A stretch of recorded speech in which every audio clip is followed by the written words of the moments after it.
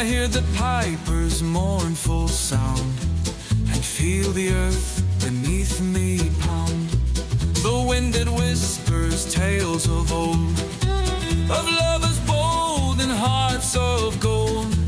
In moonlit fields where shadows glide, the wildest dreams dreams in me reside. Oh, Persepolis, your walls still cry. The stars above, they watch and sigh. Oh, lovers dance beneath the sky, where silken shadows intertwine. Whispers float like wine so sweet, a heart that beats in ancient streets. The scent of roses fills the night, as fire and soul take flight.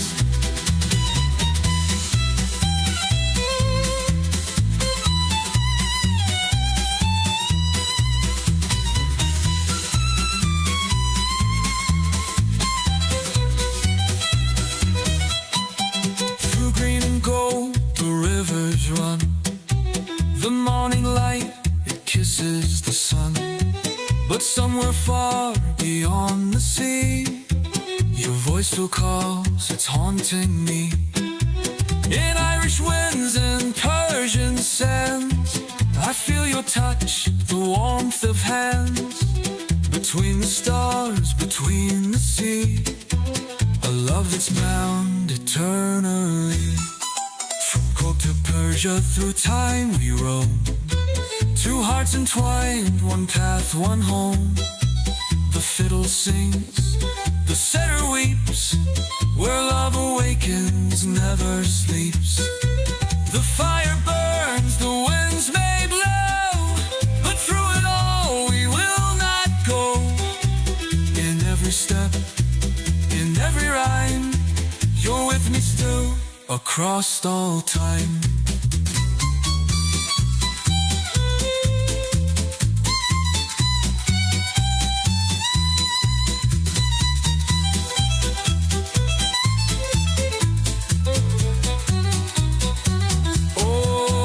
Persepolis, your walls still cry. The stars above, they watch and sigh. A lover stands beneath the sky, where silken shadows intertwine. Whispers flow like wine so sweet, a heart that beats in ancient streets. The scent of roses fills the night, as fire and soul take flight. So here we stand where winds may blow, in Cork's green hills, oh, where the rivers flow. The night is young, the music's loud, we spin and sway beneath the cloud.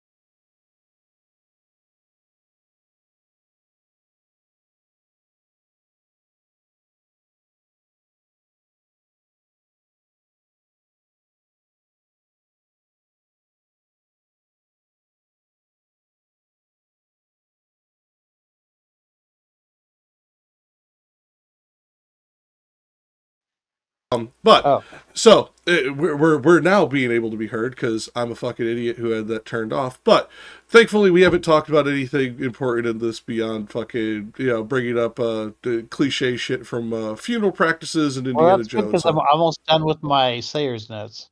awesome. So we're almost ready to start. Okay, so um. This is Canto 24. Sorry, I was muted because I was recording a bunch of shit and I needed my mic muted and I completely forgot that it was muted in OBS. So I apologize for that. What was it? 12 and a half minutes of utter fucking silence that you just got. Um, but we are going to be going into the eighth Bolgia. We are the other things that we brought up that are important to the Canto are there's only one key historical figure in this. The rest of the figures that are brought up are fictional in nature, and I find that of particular interest, if not significance, as to the why this deep into hell he only puts one person from a notable name in here, where other circles he has put fucking plethora.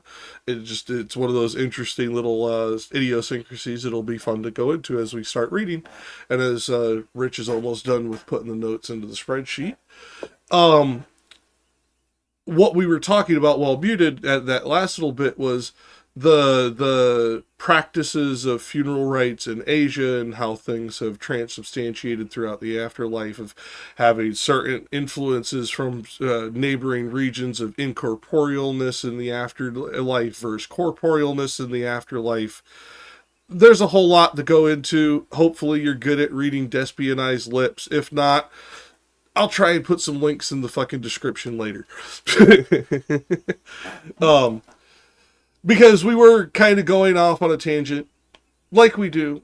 But if you're watching this, it's something that you're going to enjoy anyways. And I'm wondering why the fuck my...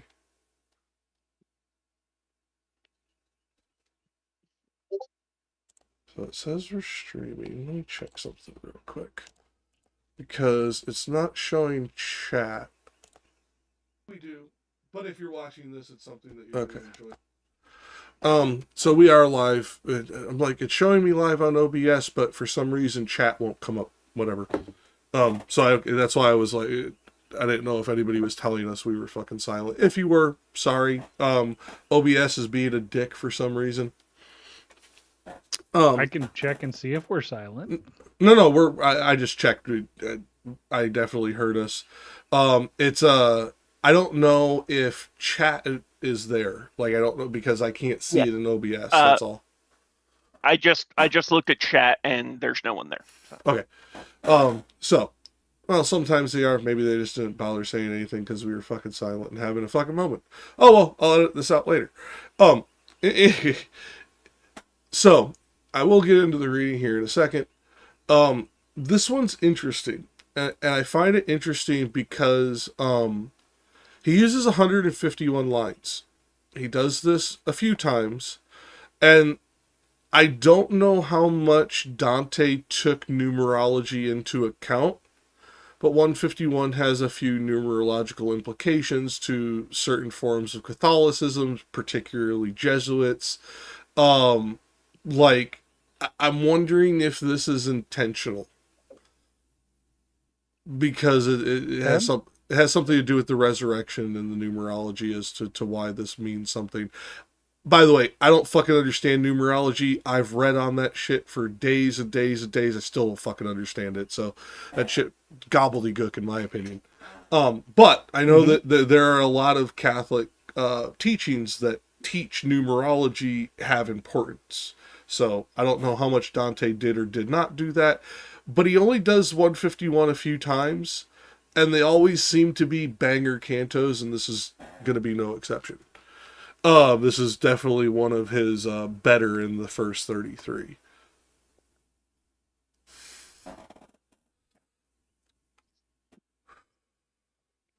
In that part also, of the... could you put up the Miro? Oh, sorry. Yeah, I'm just having all kinds of... We need to do fucking FOFA more where I don't have to control this shit.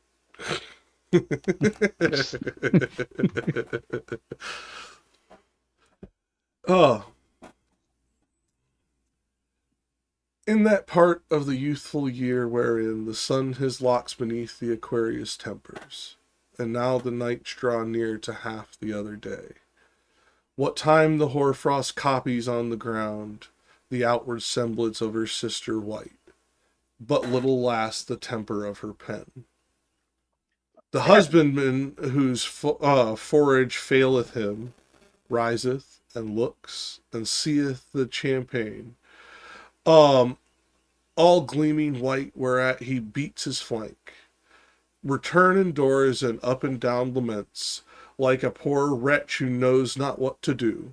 He returns in hope, revises again, seeing the world has changed its countenance in little time, and takes his shepherd's crook, and forth the little lambs to pasture drives. Thus did stupid thing. Thus did master fill me with the alarm, when I beheld his forehead so disturbed, and to the ailment came as soon the plaster, for as we came unto the ruined bridge, the leader turned to me with that sweet look which at the mountain's foot I first beheld. His arms he opened, after some advertisement within himself elected, looking first well at the ruin, and laid a hold of me. And even as he who acts and meditates, for I it seems that he provides beforehand, so upward lifting me towards the summit of a huge rock, he scanned another crag, saying, to that one grapple afterwards, but try first 'tis such that it will hold thee. Okay, so this one's just weird to me, because the last time he did this, the movement wasn't given by Virgil. It was given by the demon. And the other time he did this, it wasn't, again, movement given by Virgil. It was movement given by the intercessory angel. Do it. So, like, when these things have happened before, there were other things happening, so I don't know, like, what to picture here, other than Virgil helped him up a big-ass rock and told him, go over here. Like, it reads so much more grand than that, though. You know what I mean? So, like, I'm obviously missing something in the visual here, because there's no other entity mentioned. There's no other thing. And I checked the Italian. There's no other thing mentioned here that Longfellow removed or any of that. So either I'm missing something or Dante forgot to include something, and I'm pretty sure it's not the latter.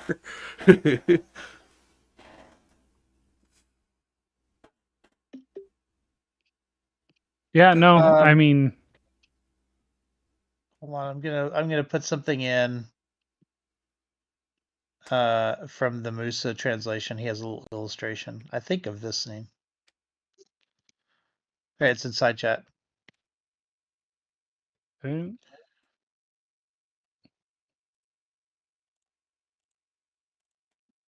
I guess we're Okay. not quite to 34 yet, or did we get there? No, we did not get to 34 yet. We're on Okay. 30. Well, this is the general surrounds. I know you're right. Well, no, this I understand. I what I don't understand is this movement where he opens his arms and this is what carries it. Like, that's because the other times there was another entity there. That's all. Like, that's the part that's not making sense to me. And it's a visualization issue on my part, I'm sure, because I'm sure there is something in the Italian that I am missing that Longfellow either elected not to put in there or was incapable of like adequately like translating. But to me, this just almost seems like a and then, or a yes and by another name. Because that's really what this feels like is, and then he did this, but it doesn't explain how he did it. You know what I mean? Like it's literally just a and then. And that's weird for Dante to do, at least in my opinion. And that's why I say I have to be missing something in this, because the other times when Virgil has done this to convey movement, one was on the back of the big ass fucking serpent, lion, snake thing. The other time the angel came and, helped a gate get opened. there was other things going on at the time that aren't present here. And does that mean he's trying to intimate that those are happening, he just doesn't want to put it into words, or that something else is happening that he didn't put into words?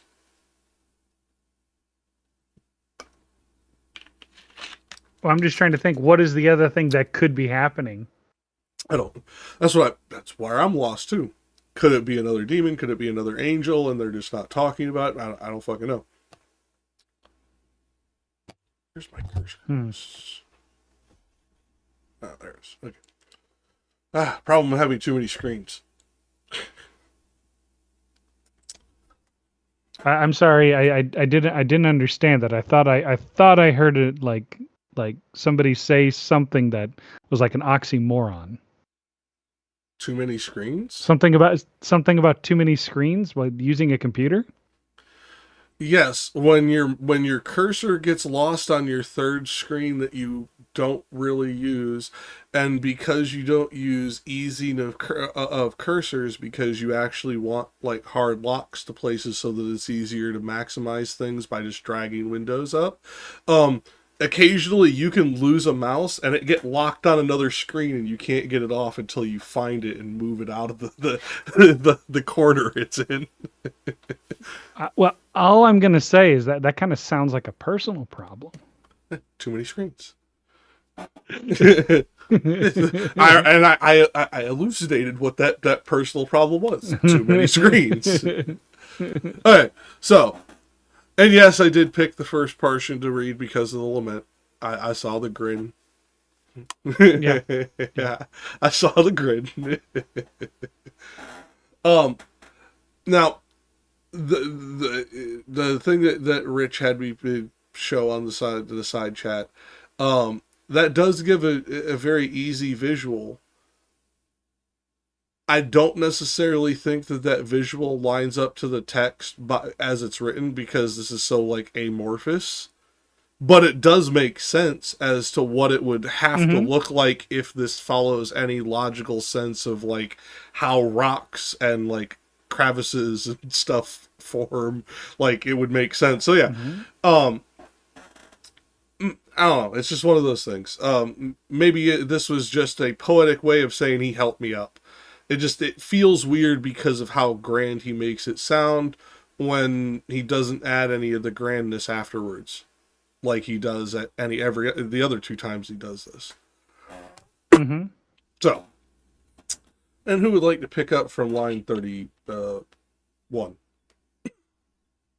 I can, but where am I going to? Like, where's the natural stopping point? Looks like, yeah, it looks like 57.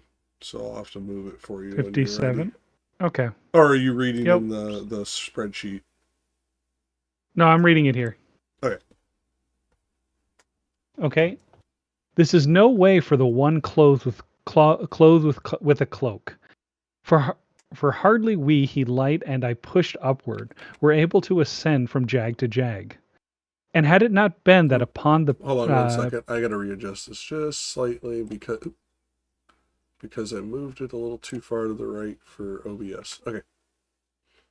Sorry. And had it not been that upon the precinct shorter was the ascent than the other, he I know not, but I had been dead beat.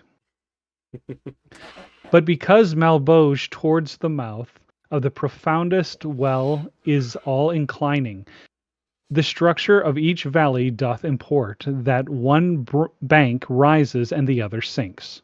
Still, we arrive at length upon the point, where from the last stone breaks itself asunder. The breath was from my lungs so milked away when I was up that I could go no farther. Nay, I sat down upon my first arrival. Now it behoves thee thus to put off sloth. My master said, for sitting upon down or under quilt, one cometh not to fame Okay, let me move this without and withouten which whoso his life consumes, such vestige leaveth of himself on earth, as smoke in air or in the water foam. And therefore raise thee up, or come the anguish with spirit that o'ercometh every battle, if with its heavy body it sink not. A longer stairway it behoves thee mount. 'Tis not enough from thee to have departed. Let it avail thee, if thou understand me. Understand you, I barely do, you fucking long-winded motherfucker. Sorry. Like, I am if you understand me, nope. I am a long-winded and pretentious prick when it comes to wording things at times. And even I had to go, Dante, buddy, you needed a better proofreader on this one to say dial it back. Jack, at times. I know. You think I don't know this? This is why I have proofreaders who go, hey, this sounds like you're fucking giving us a fucking 25-cent word tour. Get the fuck out of here. Or hey, you use the word tapestry too much. Stop it. Yeah. I get it. I know my weaknesses. I think this was one of Dante's. Somebody needed to tell him to back off a little bit. And yes, I understand tripping over behoves, because every other time you see this, it's behooves, but it's not the right spelling for that. And it tripped me up when I was reading it too. I was like, wait, is that a typo? Is that a typo? Nope, it's not. So I will scroll back up and go through this bit. So, like, as we're talking about this, he's trying to give us the lay of the land, and that's that visual that Rich was bringing up, where it has to be this because of the structure of it always descending. My issue with this is these descents would be easier because of it, yet for some reason Dante makes them sound harder because of it, and it was never a big issue until he drew attention to it for me in this one, because it's built up so grand, yet the way he's talking about it, he's talking grapple to this other one. Bitch, you had to have a flying serpent get you past one of these things last time. This time you're talking, hey, you need a better handhold.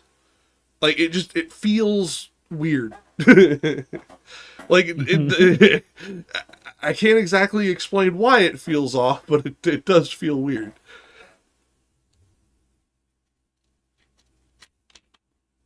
Like, God, Rich and Ancom, get your coffee in you. Yeah. Do you suppose things are getting smaller as they descend? Because the circles would be getting smaller, right? Mm-hmm. So maybe they're like geological obstacles are getting smaller too. They don't quite need serpents anymore. Oh, that was that could be, but as we come to find out in a couple more cantos, Dante's sense of scale is a little wonky. I don't know. It feels like somebody was walking like a single tightrope, and now they're complaining about having to walk across a tightrope that has two handles on the side of it. It really does. Yeah. And now here's the thing. The commentators don't really talk about this. Maybe because to them it was something that was implicit, something that, like, in their education was just a known and therefore not even worth commenting on. But to me, it almost reads as if they gave him the benefit of the doubt as to the why he chose gravitas here and not there, and if they couldn't figure it out, they just had faith. Yeah.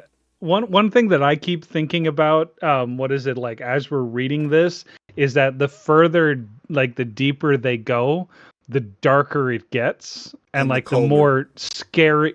Well, yeah, obviously, but what I'm just trying to say is, like, because it's starting to get darker, like they're having to watch their steps more. Like watching where their steps. So where going across a tightrope in an area that may have been like better lit, trying to do this in like pitch black. Yeah, Virgil needs to turn his nightlight self back on like he did in the first section. I'm just saying, like that's what I'm kind of like seeing with this. No, I can get behind you, hence the joke. But yeah, it's he's got a glowing dude leading him. He's literally walking behind a glow stick. Like, yeah, but I mean, like, even if you had a glow stick in your hand and you were going down to the bottom of the Mariana Trench, how far would you get down before that glow stick didn't glow enough?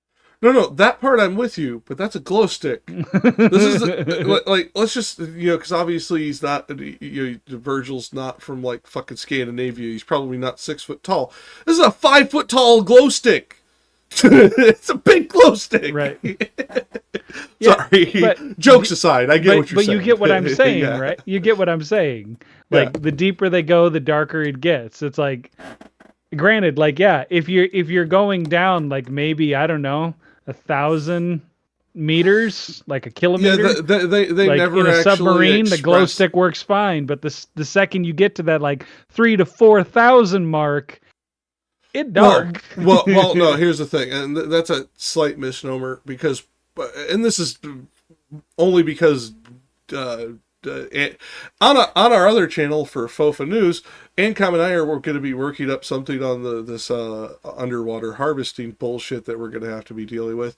But the glow stick would work the same regardless of what depth. You just wouldn't have any extra light from the surface once you break into the abyssal pelagic zone, because that's like where light stops. Yeah. Well, okay, light doesn't technically stop, but it drops below 0.1 microlumen. So it might as well have stopped. There's so little of it. There's also the problem that, and maybe I'm taking this way too literally, but a glow stick is effectively a chemical reaction to produce luminescence, and the reagents inside the glow stick are finite. So it only lasts so long, and it gets dimmer over time as that reaction slows down. So the longer it takes the immortal to get soul down is to eternal, Ancom. The immortal soul is his glow stick. No, sorry. I couldn't resist. Okay. I couldn't resist. Oh, okay. So it's eternally bright. Gotcha. Well, yeah, I mean, it's Virgil. This is the dude who resides in the Temple of Light. Yeah, he has to go back and recharge it. It's like the Green Lantern power battery. Yeah, I was thinking the Green Lantern when you said that. Okay, so the other thing I'd like to point out that my lungs so milked away. This is a particular expression that most of our audience, who are probably going to be younger, will not have come across. Milked away in 1200s and 1300s Europe would have been the sensation of having been through a sooted room, aka been in a fire. And if you've ever been in a house fire, you know what this lung state feels like. In modern times, we call it cheese grater lung. Yep. This is more poetic and less horrifying, but that's what they're talking about. Just so you know. Yeah. I had to look it up because I was like, milked away. What the fuck are they talking about? Well, I kind of know what that's like. I mean, I lived in houses with like wood stoves. Mm-hmm. I mean, we did have a chimney fire once, so I mean that that'll fill your house with smoke. And I've been in a couple of house fires, which is how I know. Fucking like crazy shit. Yep. But that's what they're talking about, is having the sensation of soot in your lungs as you're trying to flee from a fire. So this is him trying to say they're winded. Or he's winded since he's alive. Virgil's not. The other thing, Rich, do you have or Despy, do you have a literary or linguistic reason as to why you would say behoves here? Because It doesn't seem to be needed for the tertiarrima. It does, or tertiarrima. It does not seem to be required for maintaining the tertiarrima as translating into English either. And it is used in the Latin, Italian root as well. So it's like, it's one of those things like, I don't understand why it would be used in this way when he has used other words to indicate a need to do something or a preference to doing something in other cantos, why he's using it so heavily in this one. Because Longfellow's a dick.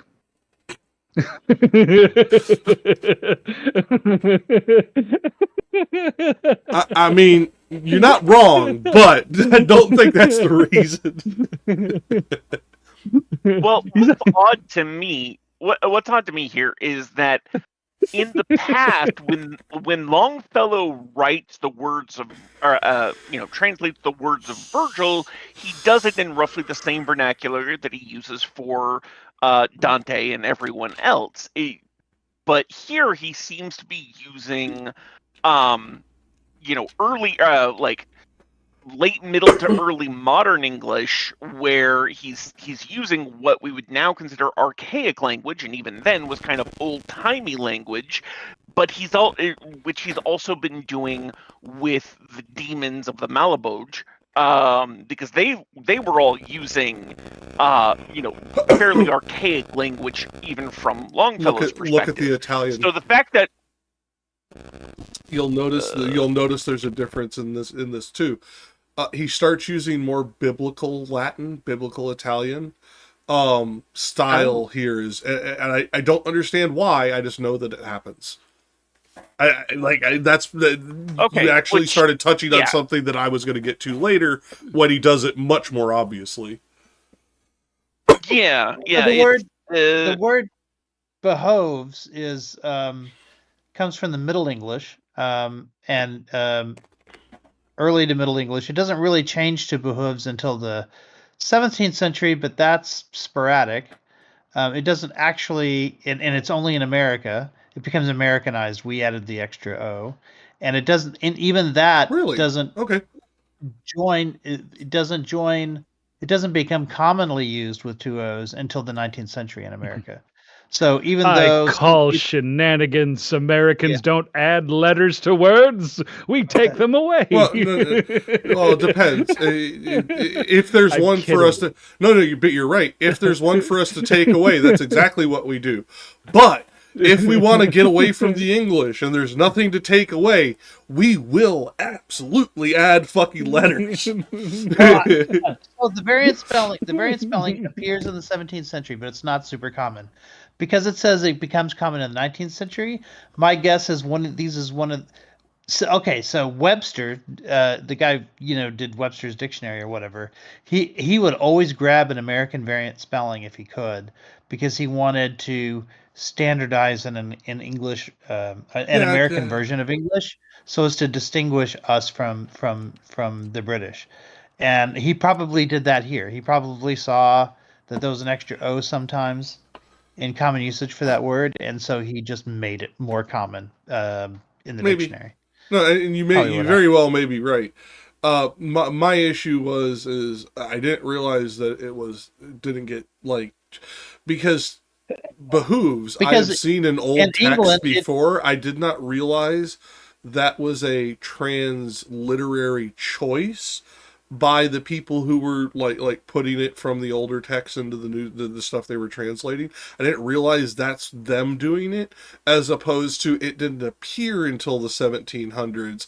That part was the shock to me, because I've seen it in books in English written about stuff from much, much older than the 1700s. And also, a lot of it would depend on what he's rhyming with, right? So it might be easier to rhyme with hoves than hooves. It never appears at the end of Longfellow. Yeah, not to mention Longfellow doesn't really follow a rhyme scheme. No, he follows a concept. Look at any scheme. of the lines. No, he follows a concept scheme. He is trying to, at best as possible, into English translate what Dante wrote, even if in English it does not rhyme. Yeah, fair enough. Or is only vocabulary that 12 people know. Well, 12 people now. Maybe like 50 when Longfellow was alive. No. For all we know, Longfellow is why we, waited so long to go to Hooves. Yeah, it's just one of those things. It was one of those things that caught me off guard. Now that you're telling me it didn't appear until the 1700s as the behooves. 17th century, so 1600s. 1600s. Okay. Still, yeah. hundreds of years after Dante. It was, even in America, it was uncommon until the 19th century. No, and that's fine, but but that means Dante would have never seen it behooves. Like he would have literally been incapable of using that word. So that's all. Yeah, I'm not sure he ever thought about the English. Well, no, because when you look at the Italian, and you can go look at this, you'll recognize this from the Latin Bible that we still have available to many Catholics. Where we translate it to behooves in the Bible, same Latin word, same Italian word used here. That's all. So he's. I didn't realize behooves was essentially American cementation within the language. Right. And I didn't dig into it because I'm not a fucking linguist, and I didn't think to look into the etymology of the word as to like how old etymology. It was. You said entomology. Entomology is bugs. I didn't say. Well, if I did say entomology, it's because of my sinuses, and I'm sorry about that. I did mean to say etymology. Fair enough. So I don't know. Maybe he was saying that usage of the word bugged him. Yeah. Yeah, maybe it was a Freudian slip to bring me into that one. Oh yeah, by the way, this is going into something that's in our DMs, and I am not going to bring it up on screen for you, but that thing from the Roger Stone portion I sent you, didn't the guy behind him look like a fucking Aburami clan? I have no clue who that is. The Aburami? Naruto? The bug guys? Here's something interesting. It remained behoves well into the 20th century. It was like mid-century when the UK started tolerating. That's the word, tolerating behooves as a spelling. Tolerating. Okay. And now I guess it's become standard because I've never seen behoves even in British stuff. We did start a really good trading relationship after World War I. Just gonna say. Yeah, that's true. I guess after we, bailed their ass out, they had to defer to us on some things. Right. We want you to accept our behooves. God, I wish Beckett was here to give you guys shit, but I'm not going to defend the Brits.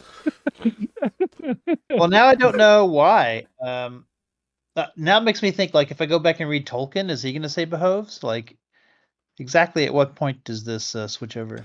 Well, here's the thing. Tolkien probably is one of those people because of the way he was so, let's be honest, gifted with language. He is probably one of those people where he uses it one way for one group and another way for another, and he is extremely consistent. And it would take a Tolkien scholar to tell us if we're right, because he was very careful with how he would even use like grammar and syntax between the different nations and races of his people. So like, it wouldn't surprise me if he used both.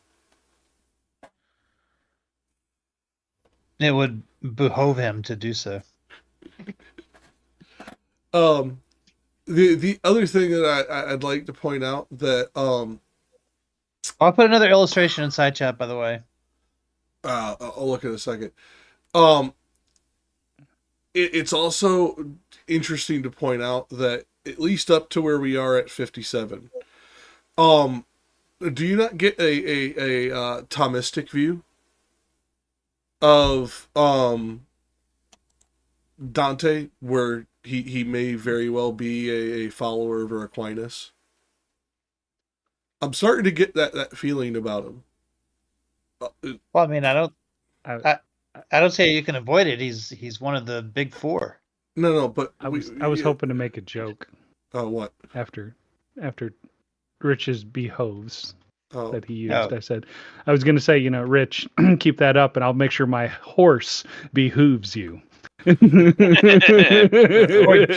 you. It might be more. I do wonder if that's where it comes from, right? Like, is the horseshoe like appropriate to the hoof? Like, is that what they mean by that? I would honestly have it is to dig about into it because appropriateness. etymology is wild. Like a word that will get us demonetized if I say it that starts with a C. That word does not actually originally mean anything to do with female anatomy. Mm-hmm. Has nothing to fucking do with it. Didn't become that till hundreds of years later. So like etymology is weird. I it very well could be something as weird like that, where it has to do where it's something completely away from hooves, and it's literally just something as a sound that somebody made, as opposed to an actual like common placement, or it could be one of the literal ones. Yeah, I think I just stumbled across. Why World War II might have been key to the toleration of the new spelling, because apparently the word behoove is a power word among U.S. Marines. So if Marines were over there serving with the Brits saying behoove all the time, I can see how then they'd become accustomed to saying it that way. I'm just gonna say it may have been a power word for the Marines back then. It damn sure ain't anymore. Just ask fucking Twisted. He was a Marine. He'll tell you how fucking stupid they were. They probably can't say they can't latch onto a word like that. Yeah, but the words that they latch onto now are things like "oorah." Apparently, it gets something that gets shouted to you by at basic training as part of your intimidation. Okay, like if you do something wrong, you're not, what you're doing does not. Well, now this is actually something I can give direct personal observation on, because I used to live on a place called MCAS Beaufort, which is Marine Corps Air Station Beaufort, which is the air station that's just outside Parris Island. I've been on Parris Island with cadets as they're getting yelled at. I've never heard a black hat say the word behooves in my fucking life. Okay, like here's one of the articles that I stumbled across.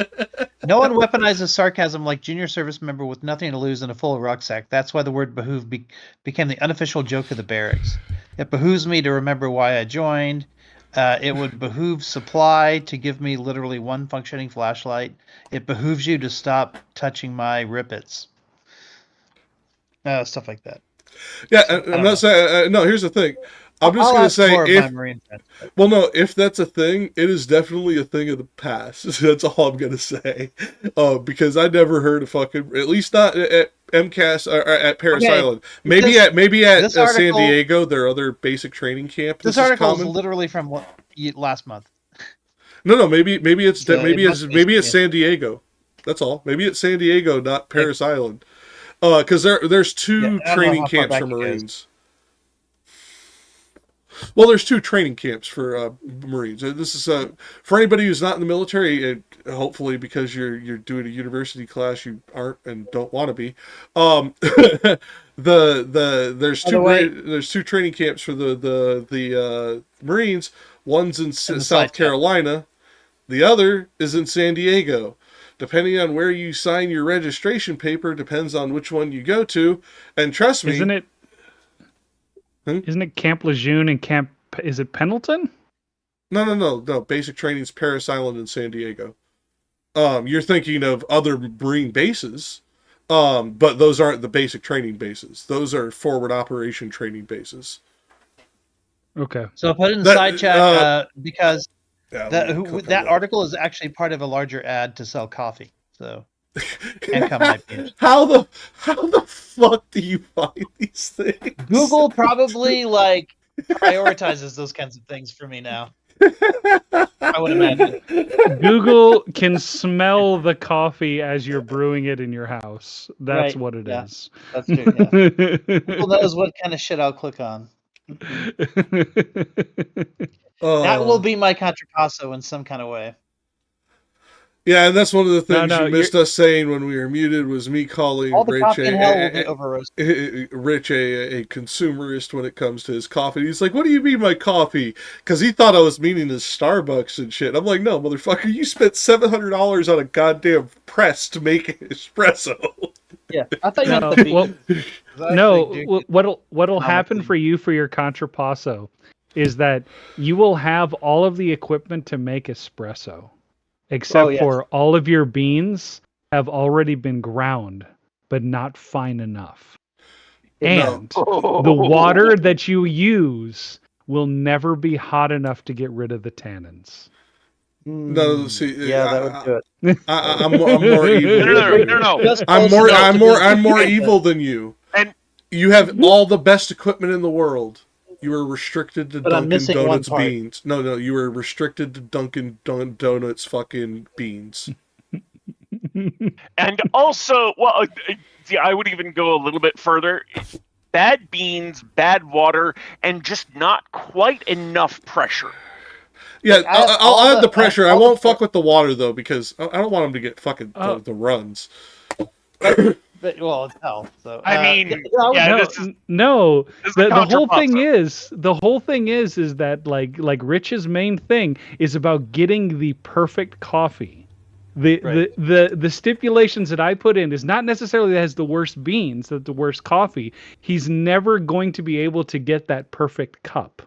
Yeah. Right. And here's the thing. But he's going to be close, but he can never actually get to the point of here's the thing, and I think Rich will accept this outside of the joke that we're making currently.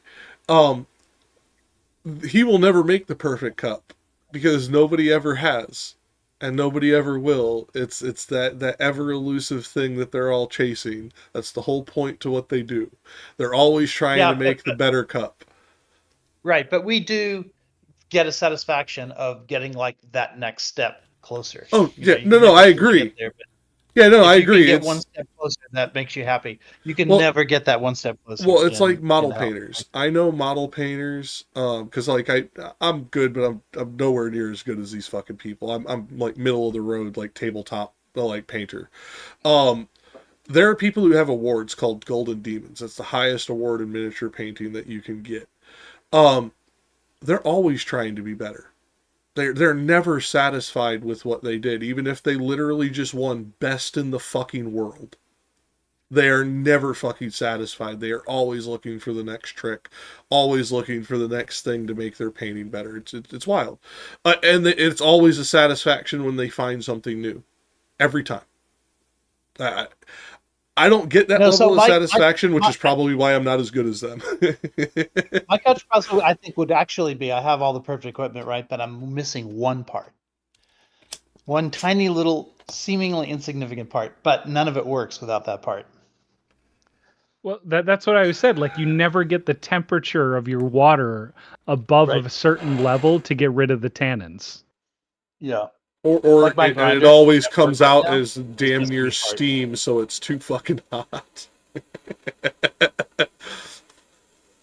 Yeah, because like cursing. Actually, what would too hot water? What would too hot water do to your coffee? Because that's not something I see become an issue on like most of the forums you've linked me. By the way, so I honestly don't know. Tannins up too fast, like the tannins come out with the oils. Is what happens. Either that or it forces you to reduce the amount of time that it's exposed, in which case you avoid the tannins, but now you don't get the oils. Okay. So it's a Sophie's choice. No, that makes sense. Do you want more oil or do you want less tannins? I mean, ideally, you want to say yes that's why I was saying for hell, since we're in hell, the heat, that's why I was going with it. Go with the juxtaposition. Hell is hot. Might as well fucking make the water too hot rather than too cold. But yeah, other than that, I was just trying to build on what Despy was saying. I mean, the water in Lake Cocatos is too cold. Now, here's the thing, Despy. Can't even make iced coffee with it. I think your contrapasso would be trying to educate me in Japanese. because the way that No. we operate, no, you'd be absolutely driven insane by me if it was actually eternally. Trust me. Well, that's just it, right? Isn't that's Sartre's version of hell, which is enough exposure. It doesn't really matter who the other person is at that point or what they're doing. If you're exposed to them long enough, it will become hell. Well, right? Hell is other people. That's his big claim. But my main thing is that I already know what my contrapasso would be, and that's consistently having to drive through metropolis areas in Japan, and that's it. I know that for a fact. I've done that. Why would that be your contrapasso? I'm just curious, because well, don't get me wrong, that's fucking hectic. Because my 8 and 9-year-old have learned an entirely new vocabulary because of it. Okay, and here's the thing, like mommy will say, "What did Daddy say in the car?" Do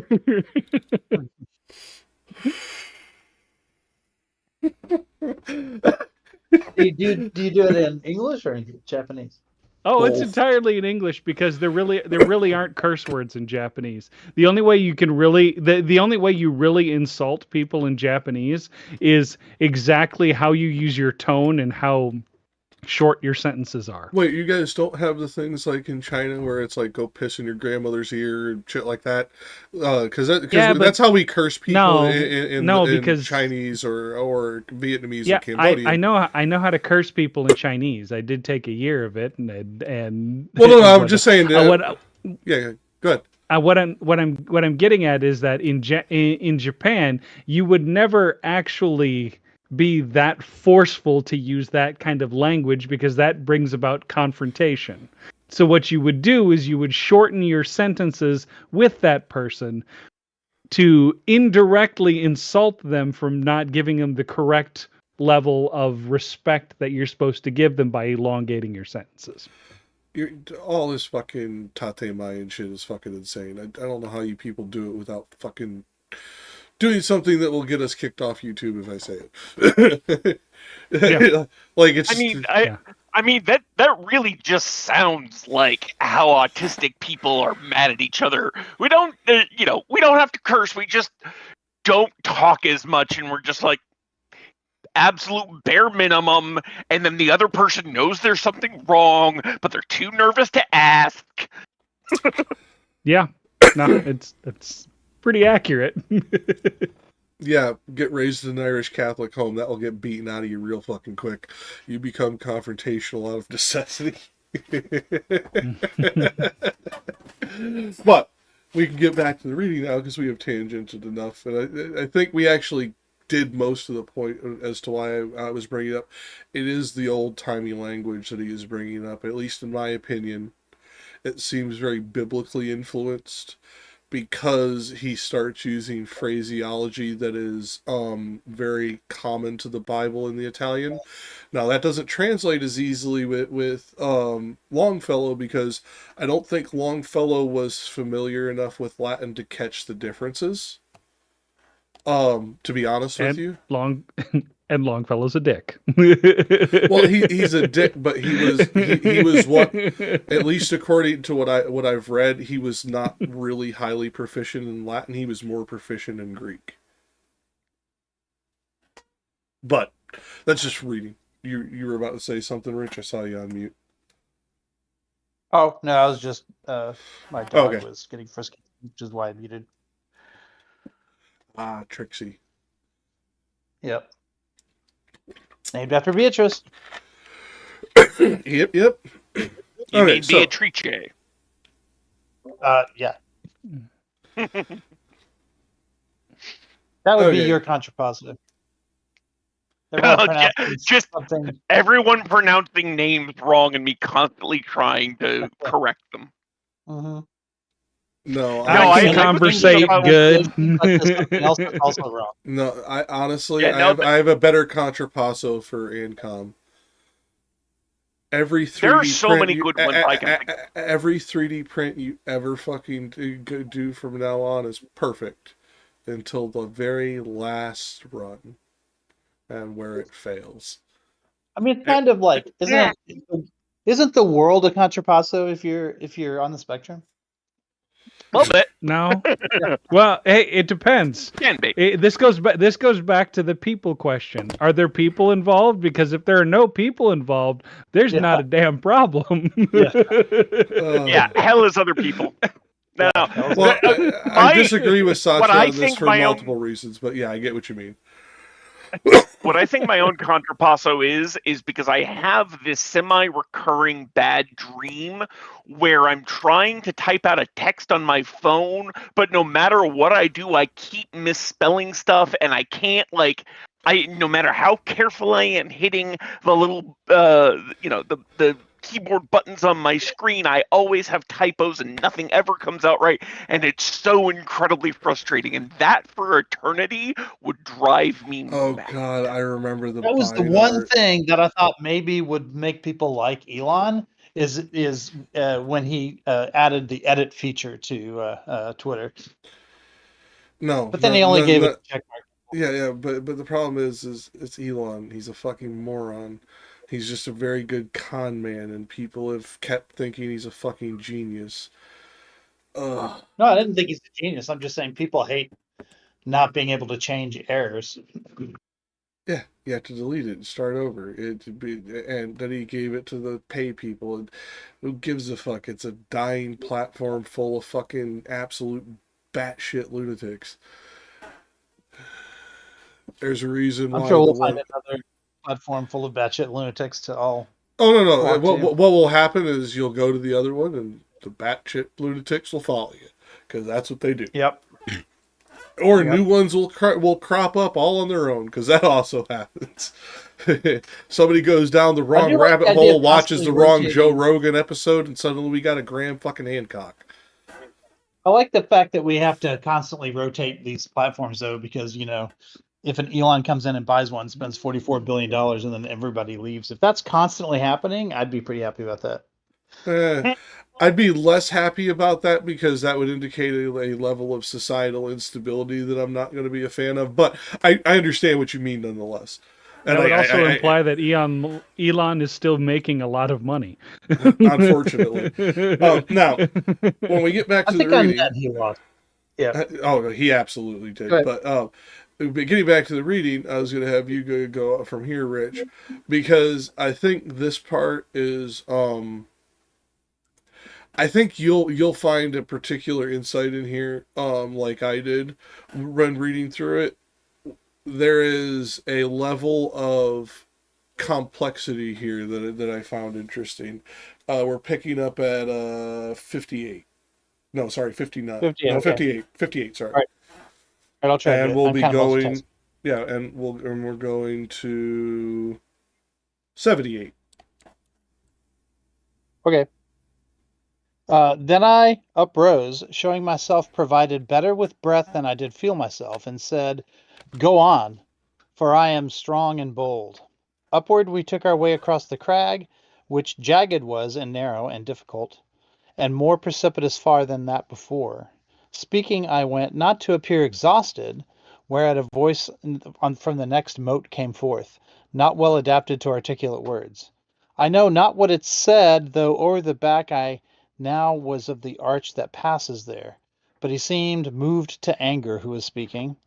I was bent downward, but my living eyes could not attain the bottom for the dark, wherefore I, "Master, see that thou arrive at the next round, and let us descend the wall, for as from the hence I hear and understand not, so I look down and nothing I distinguish.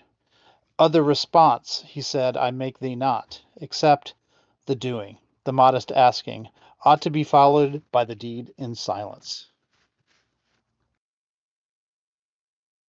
Oh, I figured you'd have something to add on that one. Which part? The very end. It's essentially the monks, part of the monks' creed within Franciscan monkedom, which would not have existed very well at this point. But I find it in multiple Catholic cults.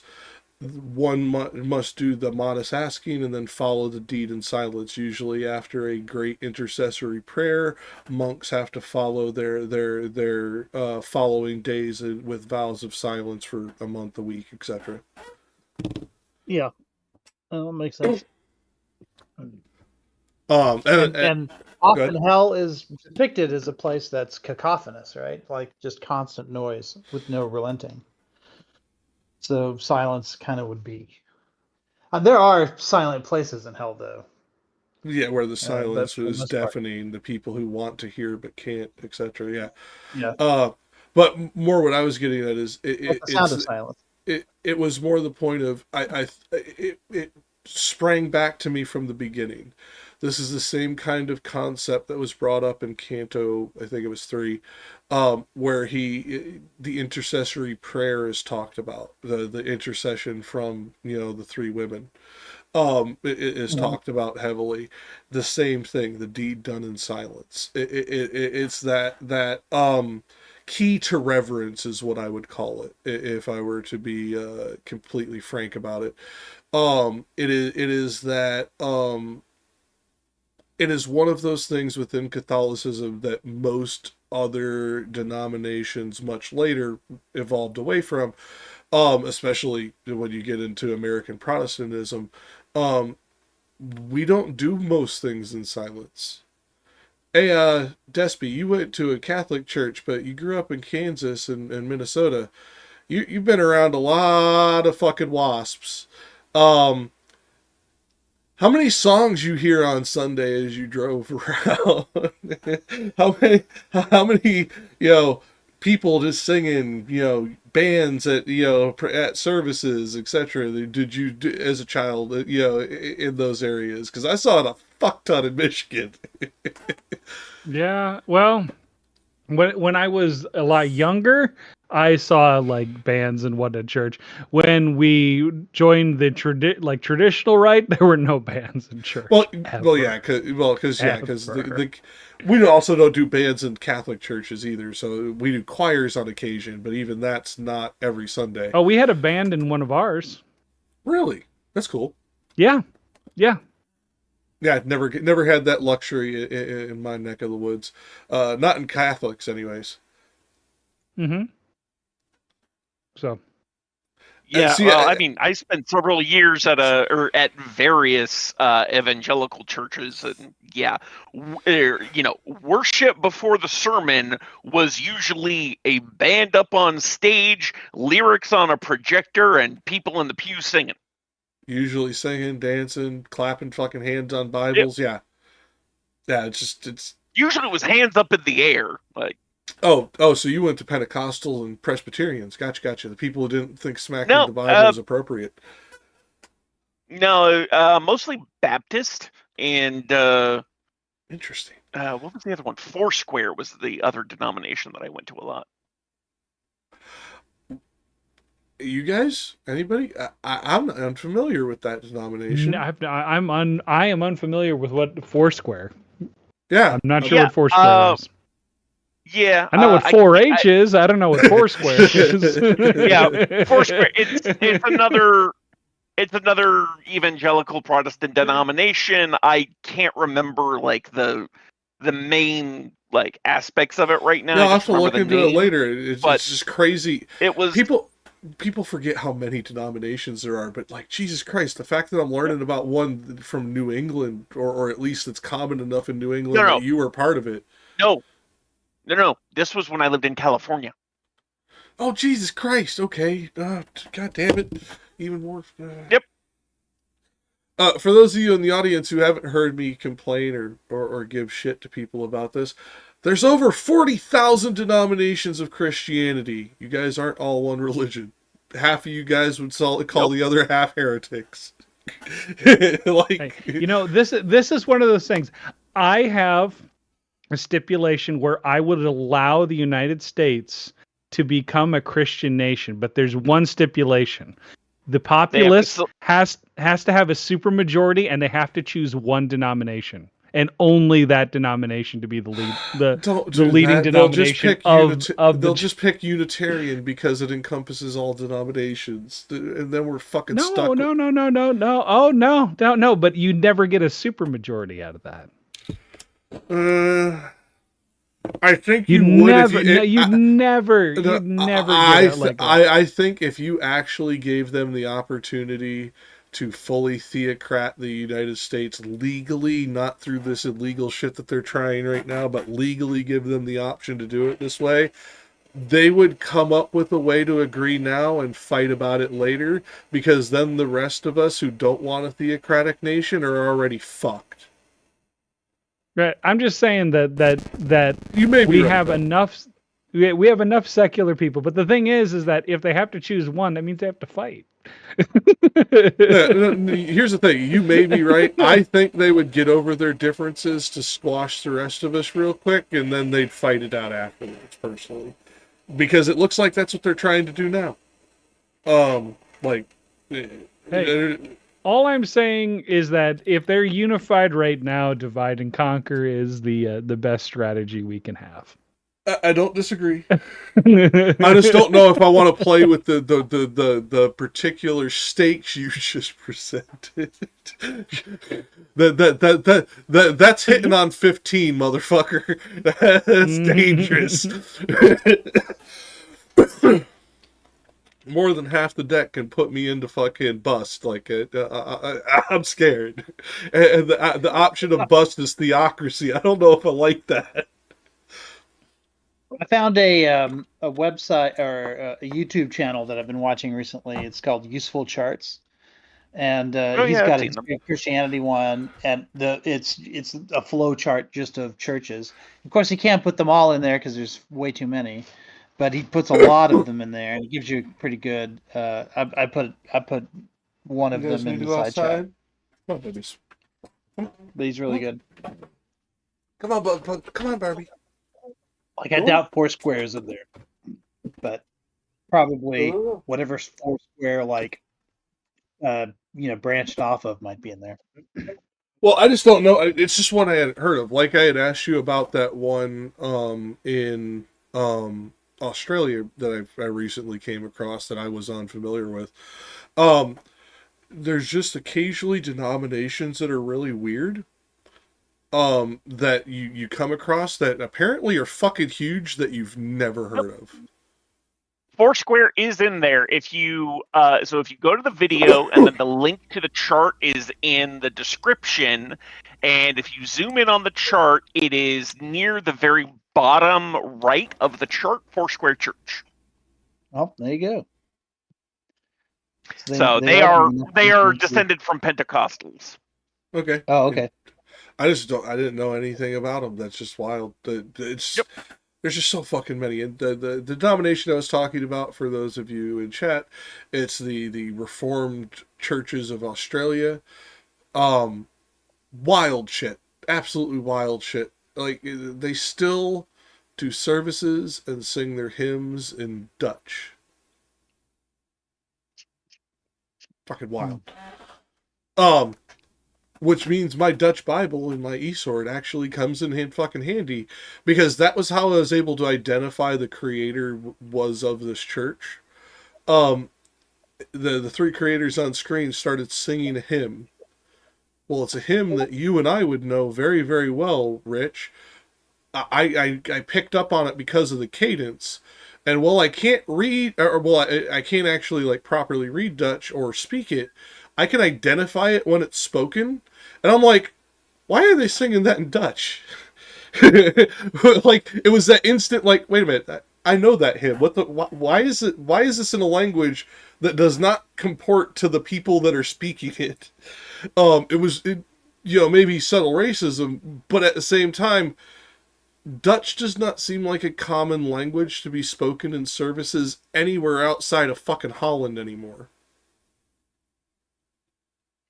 Like, even in the rest of the Netherlands outside of Holland, you have other languages spoken than Dutch at service. Right. Well, what was it? Mennonites? Which religious group, like, that's break off of like the Amish or whatnot that are the Dutch version of that? I don't remember, because there's a few of them, and I don't remember all of them because they all like. Yeah, but there's another one that speaks Dutch. I know that for a fact. I'm not saying there isn't. I'm saying I just don't remember which one's which, because there's a lot that do German and Dutch, and I don't always remember which ones are which. Yeah, Because I know it's German for the Amish, even though they say they're Pennsylvania Dutch, etc. Like I don't remember. It's confusing. but it's not just German; it's High German and Low German. So well, yeah, but that's what I mean. It's confusing, so I never remember who's who on that side of it. Right. And my German sucks. I can identify it when I hear it a little bit, but like if it's not High Bavarian, I don't know what the fuck you're saying for shit. And the only reason I know the High Bavarian is because of my dad being an absolute fucking lunatic about our heritage. Otherwise, I never would have fucking heard that shit either. I had no reason to ever fucking know anything about that language. Should be fucking dead by this point if it wasn't for people like my father. Ugh. Sorry.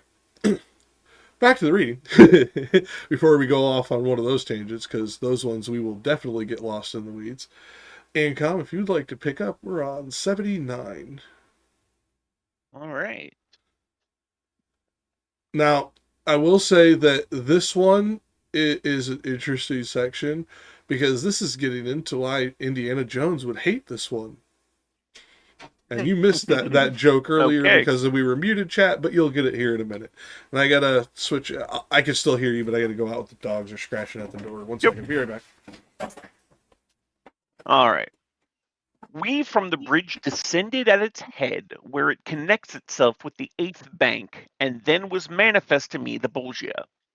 And I beheld therein a terrible throng of serpents, and of such a monstrous kind that the remembrance still congeals my blood. Let Libya boast no longer with her sand, for if Sheladri, Jaculi, and Phere she breeds with Kincri and Amphisbena. Neither so many plagues nor so malignant ere showed she with all Ethiopia, nor with whatever on the Red Sea is. Among this cruel and most dismal throng, people were running naked and affrighted, without the hope of a hole or heliotrope. They had their hands with serpents bound behind them, these riveted upon their reins, the tail and head were in front of them entwined. And lo, at one who was upon our side, there darted forth a serpent, which transfixed him, there where the neck is knotted to the shoulders. Nor oh so quickly ere nor I was written as he took fire and burned and ashes wholly behoved in falling he became. And when he on the ground was thus destroyed, the ashes drew together, and of themselves into himself they instantly returned. God damn, sounds like a fucking phoenix. Did we talk about this? Like a reverse phoenix? I mean, he says, he says, and when he on the ground was thus destroyed, well, let's see here, he was, oh, yeah, he said, nor oh so quickly ere nor I was written, as he took fire and burned and ashes wholly behoved it, that in falling he became, and when he on the ground was thus destroyed, the ashes drew together, and of themselves into himself they instantly returned. So yeah, no, he burned, he became ashes, and then the ashes collected together and turned back into him. Yep, this is what I was talking about. That's a fucking phoenix. Well, no, but it's a reverse phoenix, because this is happening because he got bit by a fucking snake. Wait, didn't? Yes, remember right there at the beginning, the serpents. This is what I'm talking about.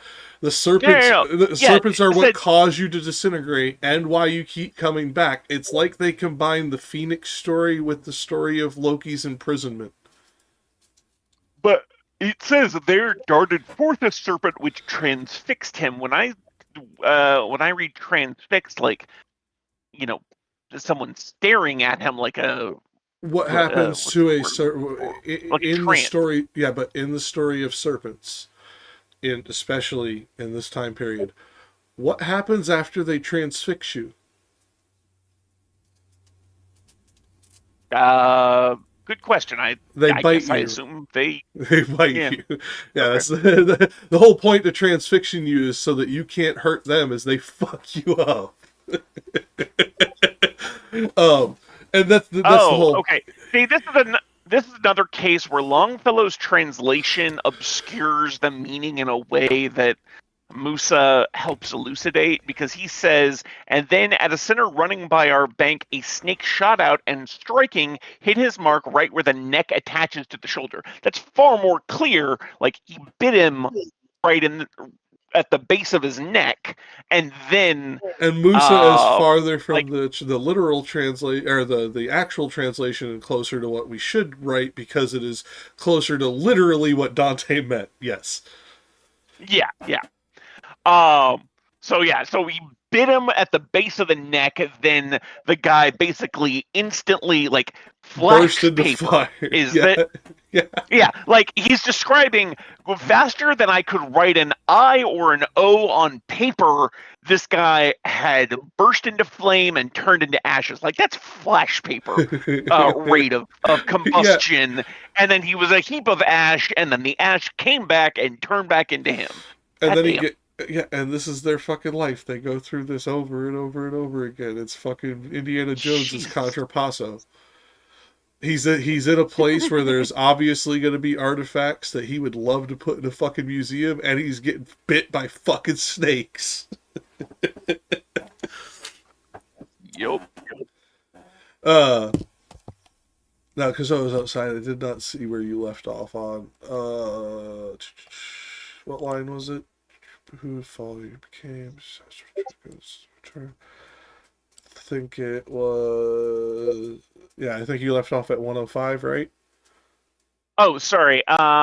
Yes. So 106 would be where you pick up. Yeah, I just wanted to make sure so I could move it on screen. When I was Oh, looking okay. at it, Actually, I though should have didn't hear. continued because he literally mentions the Phoenix in the next tercet. So Yeah, that's my point. But it's like a reverse Phoenix because this isn't being born again. This is literally I'm gonna die again, and I'm gonna die again, and I'm gonna die again, and I'm gonna die again. This isn't like the Phoenix, because the whole point to the Phoenix story is that when they die, they get reborn, and they will live on for centuries again, and then when they die, they'll live on. It's supposed to be like a cyclical long life. This is Phoenix on fucking fast forward in a Betamax at 20x. This is just womp, womp, womp, womp, womp, womp, womp, womp.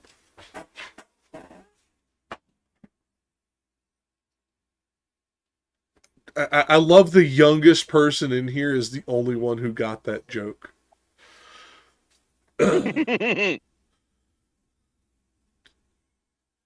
well, I'm a tech nerd, so Yeah, I know, I'm at least aware of. Yeah, I know, but sorry, I got distracted by that picture that I. Ooh, sorry to hear that. Yeah, no, blisters are distracting. Yeah. Nah, but like, yeah, I honestly expected at least Rich to make a comment because, like, Betamax. What was it that you said? That essentially because of the speed at which this is happening, because this is happening multiple times per day of their on life, of being reconstituted, killed, reconstituted. It's like being in the Phoenix saga on fucking 20x and from Betamax, because the whole fact is this is happening multiple times every day. Imagine having this level of fucking torture every single day. I'm going to be burned alive from a fucking poison that is shot into my damn neck. I'm going to be turned into flash paper and then reconstituted just for the prick to do it again. So every time I see a contrapasso, I think, yeah, we go through this in real life already, right? Like, we all have our sort of hellish moments and these sort of repetitious things, patterns that we can't get out of, right? That are hurting us, but we can't seem to stop ourselves from doing it, whether it be, a harmful addiction, or, I mean, there's so many other things that can be in our lives or whatever that we do. But we all sort of repeat behaviors that we can't seem to control, right? Unless, except for the very few of us who have like masterful control over everything. But I think for the most part, we don't. We kind of collect our own contrapassos and sort of like live our lives through them. And in this case, it's, represented by this phoenix cycle. But I think bad habits do tend to, like, you quit smoking, but then the habit of smoking sort of rises from, literally in this case, ashes, right? And then you start smoking again, and it just, sometimes it seems endless. Yeah, but I that certainly have those things that I struggle with that I'd like to no longer have dominate my life, and yet they still do. Like, and I think everybody has something like that. Like, I suspect that all of us can think about, what that is in one's own particular life, right? And if we could just get rid of those things, our lives would be so much better, right? I will be right back. I have 4 very sad eyes looking up for a TREAT. So I gotta go get them one before. See, that's their own cyclical thing, right? They eat the treat, right? But then the hunger rises up like a phoenix again and dominates them again, no matter how many times they get to eat a treat. You know what I mean? Like, you Yeah. can't stop these. I think it's off, the 7 deadly sins, right? Like, I suppose dogs will eat and eat and eat. Well, not all dogs, but a lot of dogs will eat and eat and eat if you put bowls full of food next to them. And they Hmm. will absolutely not stop. They will overfeed themselves because they have that ravenous sort of hunger that dominates, and you can't ever seem to quash it. And if you could quash it, it would rise up out of its ashes, right? At Hmm. some point. It's the human condition, right? I guess in this case, Yep. the animal condition, but yeah.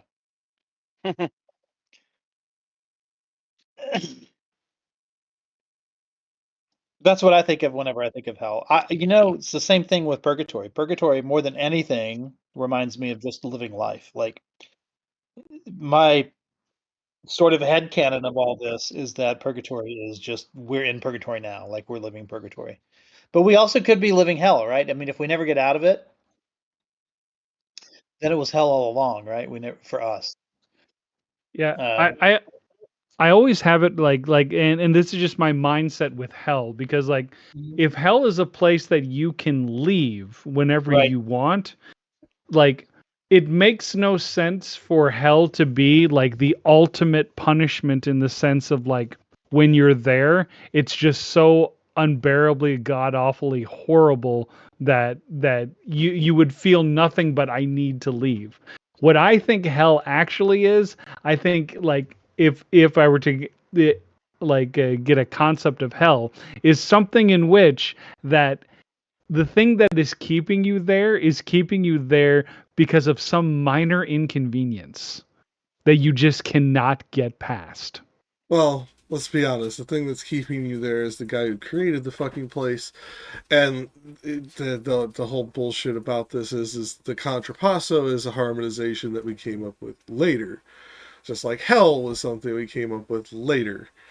Like this, Yeah, it's one Yeah, of but I those all think I, things. we're talking about the psychological ramifications of all yeah, this, not necessarily the theological ones.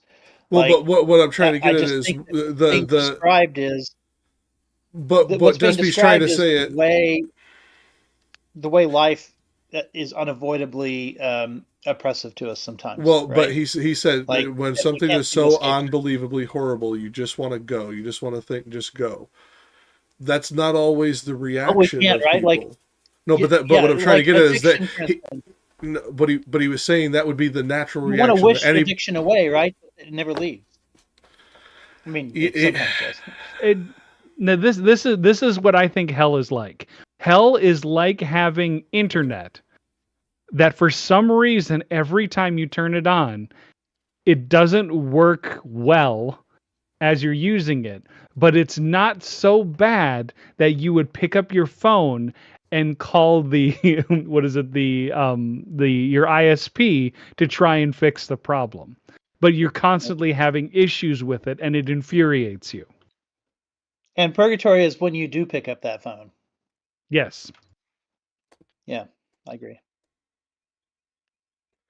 and So I'm ultimately, it pointing gets down to out that choice. while that makes it for a very interesting visual, and almost makes it sound like it's one of those things that is that is surmountable by anyone and everyone.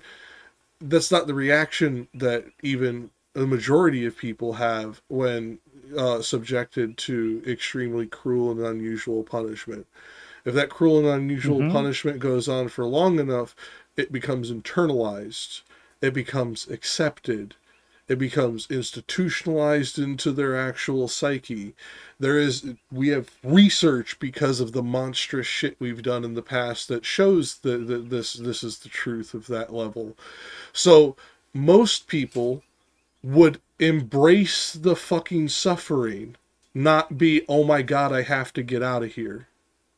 That's kind of, that's what I was counteracting when I came back to argue with Despy's point, is because this is us trying to explain away the very nature that humans will accept unbelievably fucked up positions that even on themselves, if they are subjected to it long enough. Yeah, normalization. Yeah. So what I'm saying is, you mean, obviously, like within Christianity, and especially within this poem, it's characterized as a punishment from God, right?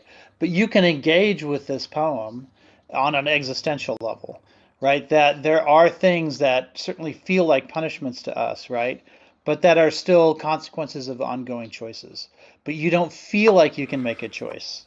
And that's what traps you in it. That's why addiction is like something I keep going back to, because you have a choice, kind of technically, when it comes to addiction, but really what addiction does is it robs you of choice, and it's like incredibly oppressive in that way, and it repeats over and over and over again, just like what we're seeing here. Well, until you look into the research, and I'm glad Lethe isn't here because this tangent would be much longer than it's about to be. Until you look into the research showing we don't actually have free will. Like, at all. Okay, sure. And now you know why I'm glad Lethe's not here as much as I love him. But I'm just trying to present like Dante's perspective here, and I think that Dante would say that you do have free will, right? Oh no, he absolutely does. Even the people in hell, even though they never ever choose to leave, he says they could if they wanted to. That's why I'm saying, because he is. That's why I brought up the fact that he's aquiline in nature earlier, it's as opposed to say Augustinian. Wrong, right? Like, but Dante could not have known that he was wrong on this. We are only learning this in literally the 21st century. This is one of those things that, like, we just could not have known this shit until recently because we didn't have the ability to perceive the data we needed.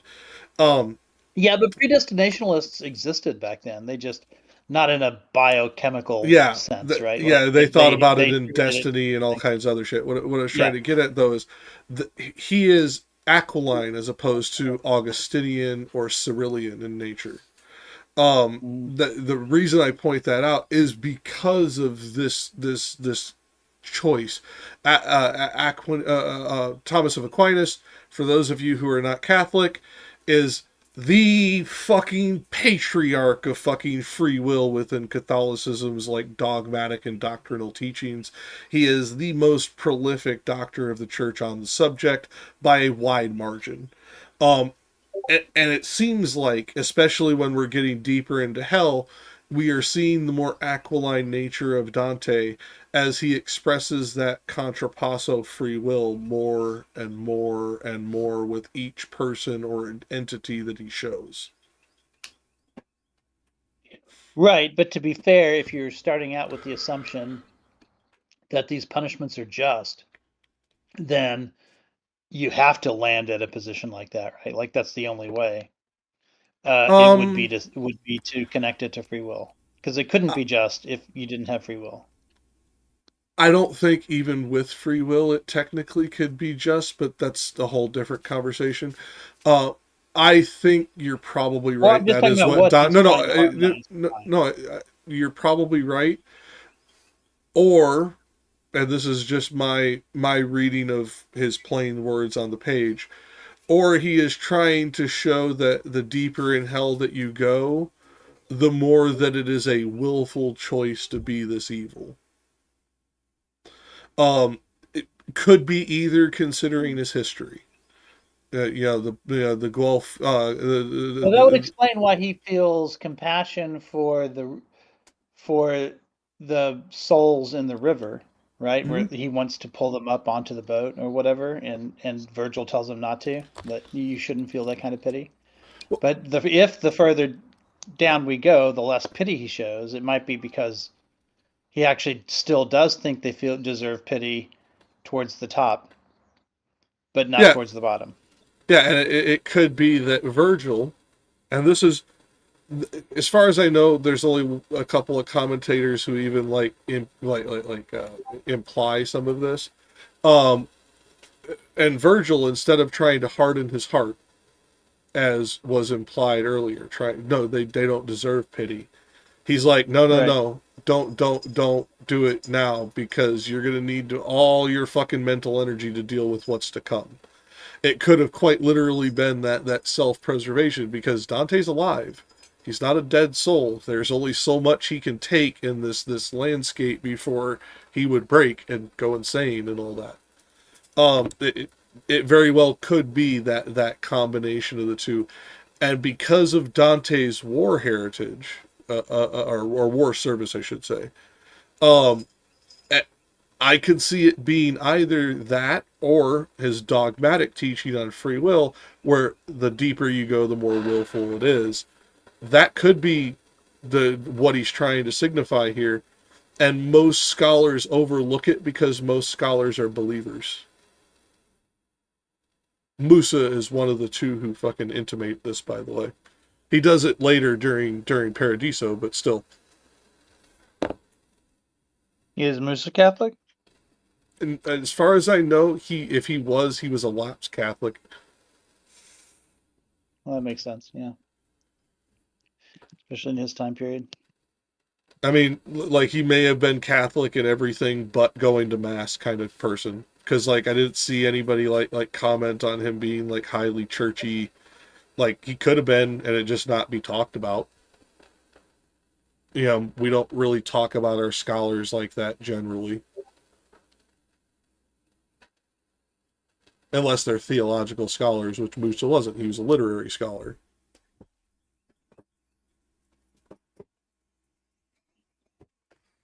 And the only reason we care about it theologically is because we have to know what their presuppositions are so we can filter through their data without their secondary interpretations. So. He died in Mallorca. Yeah. Is he an American scholar? Huh? I don't know if he was American. I don't know if he was American, because when he went to Rutgers as an undergraduate, but he could he's American. But he could have been Canadian. But then he went to the University of Florence as a Fulbright scholar. U.S. Italy Fulbright Commission, so that means he was an American. He wouldn't have gotten that scholarship otherwise. Okay. Well, American citizen doesn't necessarily mean, where was he born? That will tell you. I'm just saying, I don't know. All I know is his scholarship was he went to Italy on a Fulbright scholarship. So that implies that he was an American. It's not a requirement or anything. It's possible that he was not an American and qualified for the scholarship anyway because he lived in America at the time that he earned it. But that's going to be my assumption until I see otherwise. It does not say where he was born at all. At least not according to his wiki. Like, anywhere. That's wild. That's really weird. But born in 1934, if he was born in Europe and or born soon after his parents immigrated out of Europe in 1934, it would explain why records are a little sparse. So that it could be like our new pope. He was born in America, but then he went abroad after or something. Yeah, or vice versa, born abroad and came to America later. Yeah, all kinds of shit. It says Mark Musa was born in Parma, Italy. Oh, okay, so he was Italian. Maybe he came to America to go to college. I mean, wasn't uncommon in the 50s. Yeah. I mean, like, let's be honest. In the 1950s, we were still the pinnacle of education around the world, Yeah. and every facet. Like we had, like you're seeing a rise in it more recently in your private tutelage. How many like immigrants are coming in, and therefore you would have this. But like we used to be primary school, secondary school, university, post grad. We were the top of the charts in all of them. Now we're getting some of the primary and secondary back, and we only have niche portions of the university, and our education standards suck in most of the states. Like it's just not the same. It's just the world that they lived in is dramatically different to what we live in now. Even as old as Rich and I are, we did not get the luxury of living in this world. When I was growing up, Harvard was just now getting to the point where they didn't speak Latin on campus. Oh, God. Good modern universities. Don't want to get off onto that tangent, so I'll get back to the reading. Because there's a lot. For any of you university students who are watching this, I'm sorry for the shit that you're having to go through right now, and I won't elaborate further for obvious reasons. So, even thus by the great sages 'tis confessed the phoenix dies, and then is born again. When it approaches its 500th year, on herb or grain it feeds not in its life, but only on tears of incense and amomum. By the way, I don't know that word, and I have to go look it up because, like, I should have looked it up. Because in my head, until reading it right now, I translated that in my head to ammonium, and I don't know why I was misreading it, and I don't think I'm dyslexic, but oh well. And nard and myrrh are its last winding sheet. As he is who falls and knows not how, by force of demons who to earth down drag him, or other appellation. Sorry, but go ahead. It's pronounced amamo, and it refers to plants of the genus amomum, so cardamom, okay, etc. So sweet smelling aromatics. Fucking yeah, there you go. Make this damn shit easier. Sorry. I know. I'm expecting goddamn water not to be wet with Longfellow. Sorry. Well, this is not Longfellow. This is Dante. Lagrime de Mamo. Yeah, but when you translate like Musa, you can get around this by saying aromatics because it is essentially the same thing. Frankincense and balm, or Sayers with incense gums. I swear to God, Sayers has the weirdest translation choices sometimes. It's because of where she is. I love Dorothy, but like she's weird for multiple reasons. No, I won't go into those ones because we're not doing any of the Sayers commentary. Well, I don't like her for translation. I only like her for the apparatus. I think Sayers is probably the better translator. If we are trying to translate the actual like tercerima as closely as possible while maintaining certain levels of rhyming and transliterating in a way that gives you a more clear meaning if you grew up when she grew up.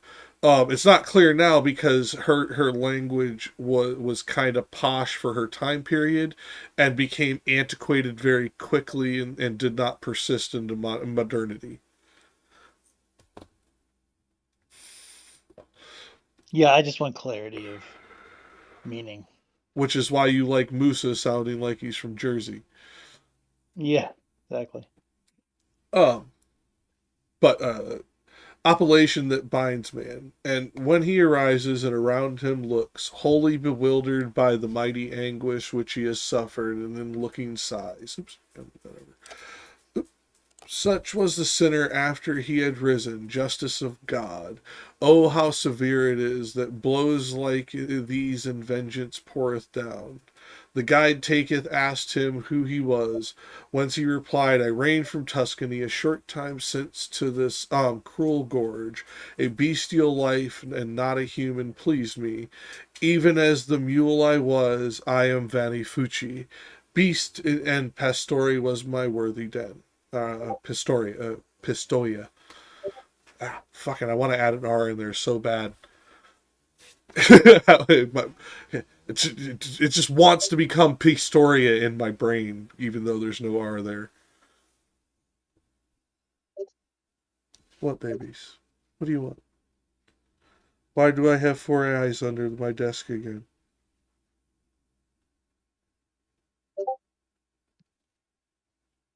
Okay, so this is what line did you end on? 126.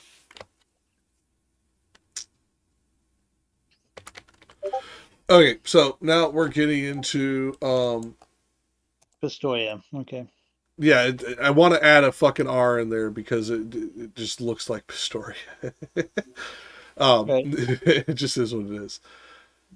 Where is my notes? Where is he? Okay, so this is Vanifucci. This is a extremely notorious criminal. He is known for a string of sacrilegious thefts, culminating in when he sacked the treasures of the Church of St. James in Pistoia. And not only did he do that, he got other men convicted for that crime by bearing false witness on them. This guy was so infamous that there were actually statues erected to him so that anybody who even remotely looked like him would be under suspicion within this region. Think about how fucking horrible you have to be, that even after your ass is dead, they want people to think that anyone who even remotely looks like you is also as horrible as you are. Just say it. Yeah.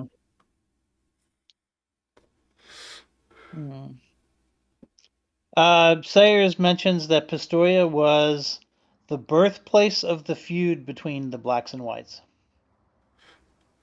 You know what? I didn't dig into it. I wonder if the sack of the church was what actually erupted it, and therefore the entire eruption between the blacks and the whites were black and white Guelphs. For those of you who weren't here for those cantos, no, we're not talking about races. We're talking about political parties. I was going to say, what would the birthplace of that one be? Oh, I don't even want to take a venture a guess at that bullshit. But I wonder if maybe you could GPT it real quick and see if that has any weight. Was it the Church of St. James that erupted it, or was it just this general issue in Pistoia? Because if the falsely accused man got, convicted of the crime and that's what erupted it, Vanifucci may very well be what caused the entire war between the two. And that'd be wild.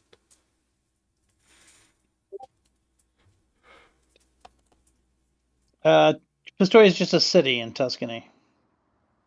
Well, yeah, but there's a church there that was sacked by this guy Vanifucci, yeah. And you said it was the issues in Pistoia that led to the eruption between the blacks and the whites. Yeah, I don't see anything. No? Okay. The local feud spread from Pistoia into Florence. It was a feud within the prominent Cancellieri family. Apparently different sides of the same family founded the blacks and the whites. That's it. It doesn't say anything about a church in particular. It doesn't mean that it didn't happen there, but it's not mentioned here. You're saying that he was sacked? Yeah, a church was sacked by this guy. The Cathedral of San Jacopo, and the other one, which was, what was it? Who sacked it? Vanifucci, the guy we're talking about. Jesus Christ, have you not had your coffee? The guy we're talking about in the Canto. All right, hold on. I was looking stuff up.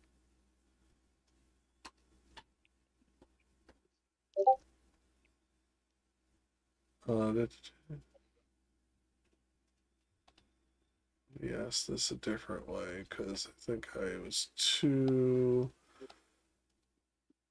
quick with that wording. Erupting events. Sacrilegious theft from a church in Pistoia. They broke into the church San Zeno in Pistoia and stole valuable items from the chapel of San Jacopo, including silver tablets depicting the Virgin Mary and the Apostles. Okay, when I just asked it, was Fuchi's theft the erupting event between the blacks and the whites? It says it was not the direct singular erupting event, but it happened less than a week before the first blows. I don't know. I'm going to call that correlating, if not causative. Right. A week. A week. Yeah, that's defiance is further highlighted when he makes an obscene gesture towards God, prompting Dante to express his disgust. Well, yeah, because we know how he feels about heretics in general. So, which, by the way, this is not me condemning him for that. That's pretty much everybody. He gave him the equivalent of a finger. Heretics to him were because you see this in De Monarchia. Heretics to him were only suitable if they basically followed all the laws of Christianity and were respectful.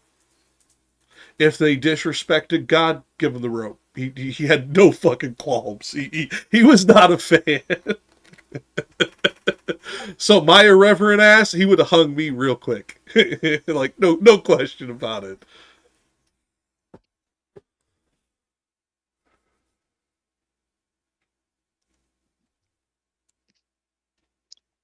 Except didn't he want separation of church and state? Like, I don't think they would have been able to do that. No. I don't know that he because trusted remember he with that kind of power, because that kind of power was used against him and his family. You know what I mean? Yes, but you're talking about the difference between church and state. He did want a separation of church and state. He was for secularism, but he did not oppose the actual might of the church. He wasn't saying the church wasn't allowed to do what they were doing. He just did not want them infiltrating the government too. He didn't condemn the fucking executions by the Vatican. So you're talking about a separation of church and state where the state does not have the monopoly on violence. Yes.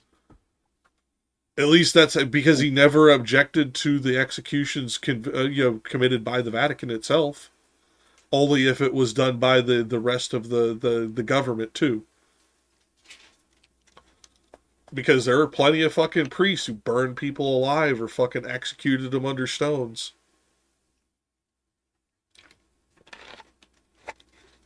That wasn't a solely American problem, unfortunately.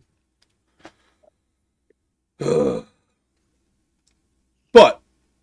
that being said, when you don't condemn that violence, but you condemn when they entangle with the state, I can get behind that to a point, because in this time period, the church was a almost co-equal entity. It did not need to usurp the power of the government because it already had so much power. You know what I mean? This becomes less an argument in more modern times as we started to become highly secular, where the church has lost a lot of its power until very recently, unfortunately, where they didn't enact any of this. In fact, they condemned pretty much any form of corporal punishment. Like, all of them. Like, even like the evangelicals used to condemn, corporal punishment. Not recently, but they used to. Okay, so I did ask ChatGPT just to see, and in his model, the state does have sole temporal authority, so the church wouldn't be able to, at least according to them, use that violence. Well, then why didn't he ever oppose the emperor violence? receives his authority, huh? Then why did he ever condemn the executions, I guess is my question. Maybe he did. We'd have to go back and look at. Yeah, it's De been a Monarchia while. again. Yeah, we'll have to go through that after this, or alongside the Boniface analectics. VIII argues that the church ultimately holds both swords, and apparently Dante wanted the church to hold only one sword. The king holds the temporal power, and the church holds the power of. Yeah, so they can only kill for heretical means, not for political means. Yeah, I would assume they're really, because I would imagine that maybe it's this combination that the church confirms that you're a heretic, but then the state decides what to do about it, or something like that. In that sense, the church kind of does have indirect. We'll have to read through De to Monarchia, because I don't remember him saying that, because while he does want the heavy separation, I mean, it's 3/4 of the fucking book. There's never a condemnation that the church was wrong to do these executions, just to enforce it on the government, to force the government to do something as opposed to, I don't know, endorse it. According to Dante, the church's only weapons are preaching, sacraments, excommunication, and teaching. Not physical force. But that's the loophole. One of the forms of excommunication is execution.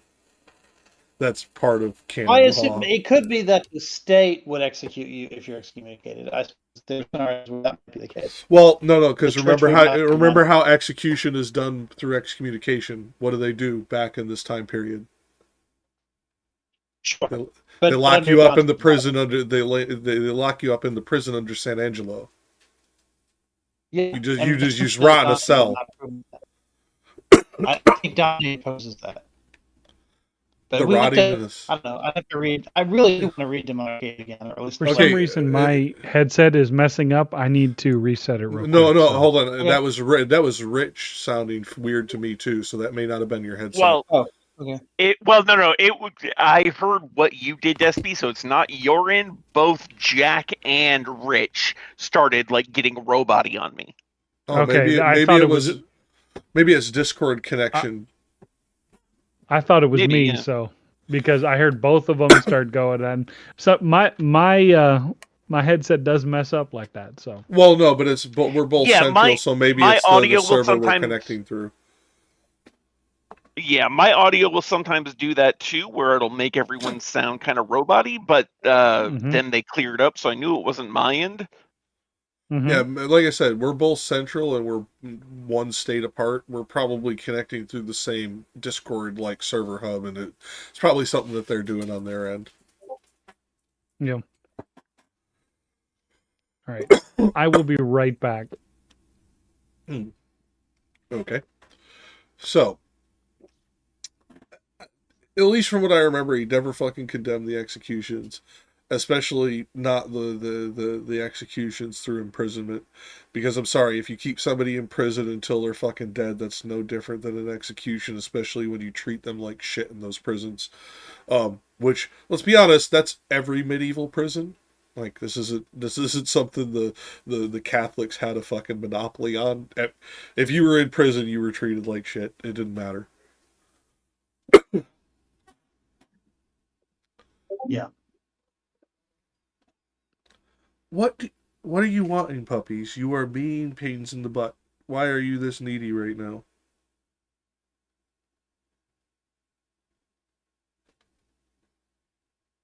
Do I need to go check something? Is there something going on that I don't know about? Okay, so Rich, if you would mind picking up the reading, because I have to walk away to see what the hell's going on with these dogs. Hold on, I'm on my way out the door. Oh. Okay. And if you pick up the reading. We're on, it looks like we're on 127. Yeah, sorry about this. Because we basically just cycled back and forth between you and I now. We're on 127 I'll do it. Oh, okay. Despy's back. Oh, okay. 127 and just take it to the end, Despy. Hold on, let me zoom out just a little bit and see if you can still read it. Can you still read it at this size? Yeah, okay. It's all fine. All good. Okay, let me go check. And I unto the guide tell him to stir not and ask what crime has thrust him here below. For once a man of blood and wrath I saw him. And the sinner who had heard dissembled not, but unto me directed mind and face. And with a melancholy shame was painted. then said, "It pains me more that thou hast caught me amid this misery where thou seest me. Then when I from the other life was taken, what thou demandest I cannot deny. So low am I put down because I robbed the sacristy? Sacrist of the fair ornaments." Yeah. Sacristy? Sacristy. Sacristy of the fair ornaments. And falsely once 'twas laid upon another. But that thou mayest not such a sight enjoy, if thou shalt e'er be out of the dark places, thine ears to my announcement ope and hear. Pistoia first of nary groweth. What is it? Is that meager? Then Florence doth renew her men and manners. Mars draws a vapor up from Valdemagra,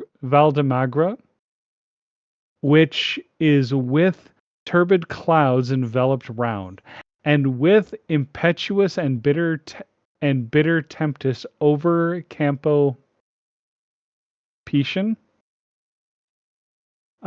shall be the battle, when it shall suddenly rend the mist asunder, so that each Bianco shall thereby be smitten. And this I've said, that it may give thee pain. Over Campo Pecan. So it's almost like you would like like a Carolina person would say pecan, yeah. If you are, because you gotta remember he's Tuscan, he speaks a form of Florentine Tuscan. I know you don't know this, that's why I'm explaining. Where come at me, bro.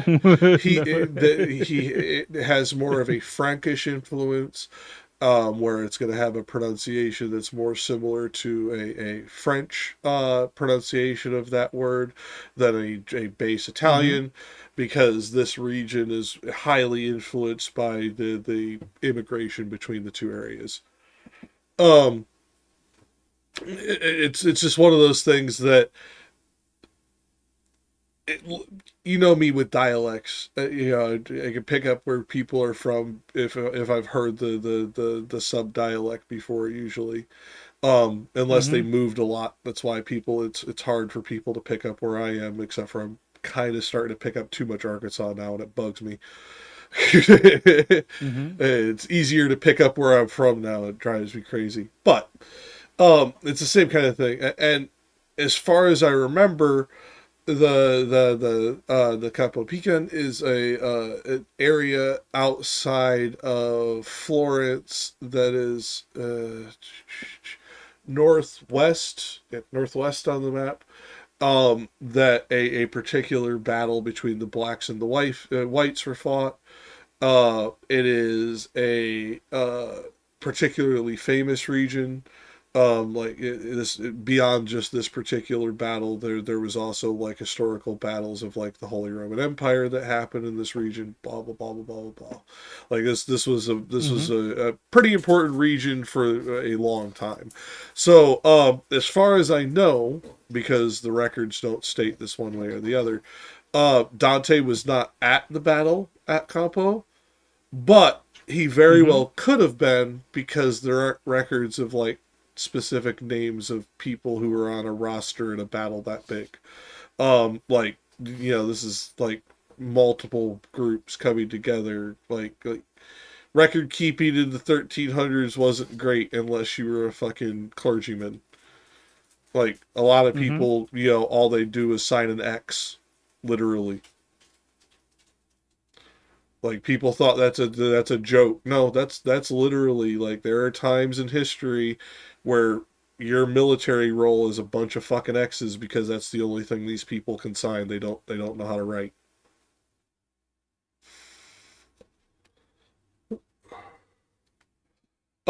Now, with what we got through in this part, why are you guys being so weird?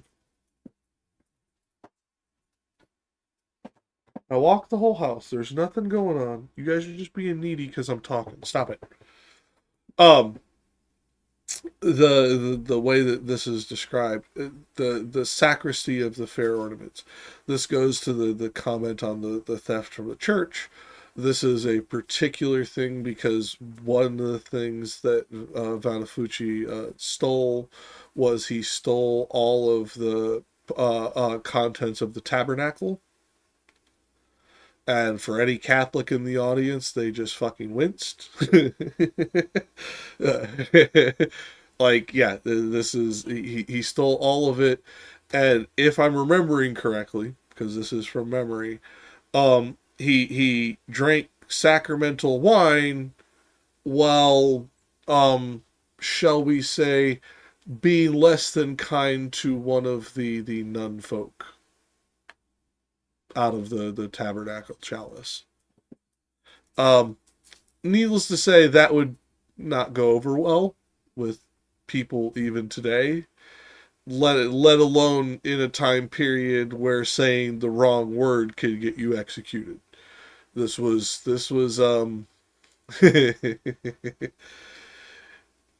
he was not a good guy. Let's just put it that way.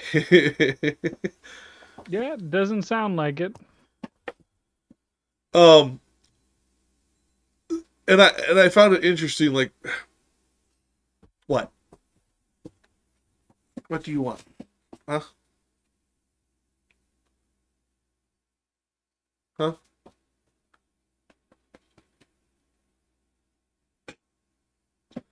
And, okay, so I now have to talk like this because I have one in my right hand and the other one's down here fucking wanting attention too.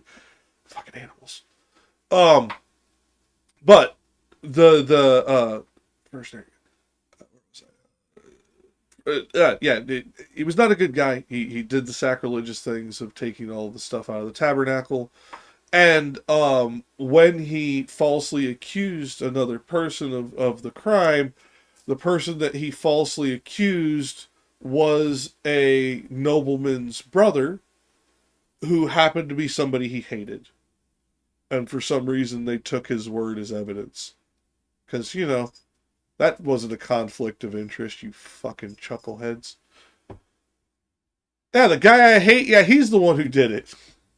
Come on. How the fuck do people fall for this shit? Okay,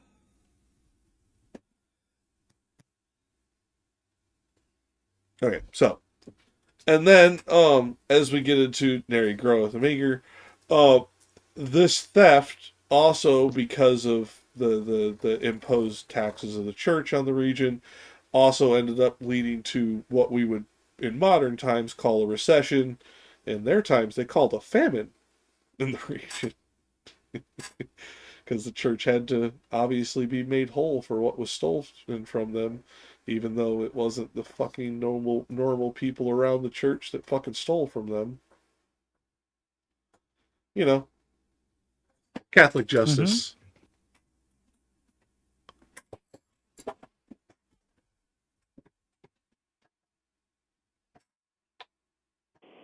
Well, to be fair, isn't that what always happens? Like, if you steal from the government's going to have to replace it with tax money. If any institution that's communal, that's going to happen.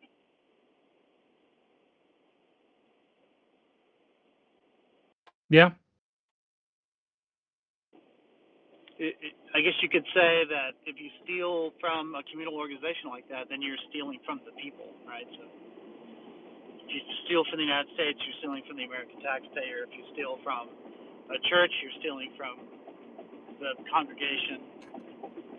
Yeah, that implies that implies that the thing that is taking the stuff from you is just in doing so in the first place, which would then be a much longer conversation, because no, the church wasn't just in their tithing and taxation, because we are talking about people who would literally allow their people to starve as they sat in opulence. Now, fuck that. That's bullshit. That's never just. That shouldn't. Sure, but that's a criticism. But that's a criticism of what happened prior to the theft, right? Like, but to me, it's a given that if you steal from a communal organization, you're stealing from everybody, right? So obviously the recompense is going to come from everybody. But you could say that it shouldn't have been a communal organization to begin with, right? Well, but no, see, but that's condemning the communal organization aspect, which wasn't the problem. It was the oppressive, totalitarian aspect of that organization, not the communal nature. If the church was like taxing people in order to gain its wealth or whatever, then yeah, sure. Yeah, that's the issue. Yeah, I agree. As Yeah, opposed to now where it all comes from tithing, voluntary tithing or whatever. Yeah, voluntary tithing is how it started too, and I don't have a problem with that to a point, until it becomes such a societal impetus, like when we start talking about the Mormons, where if you don't tithe, you get kicked the fuck out.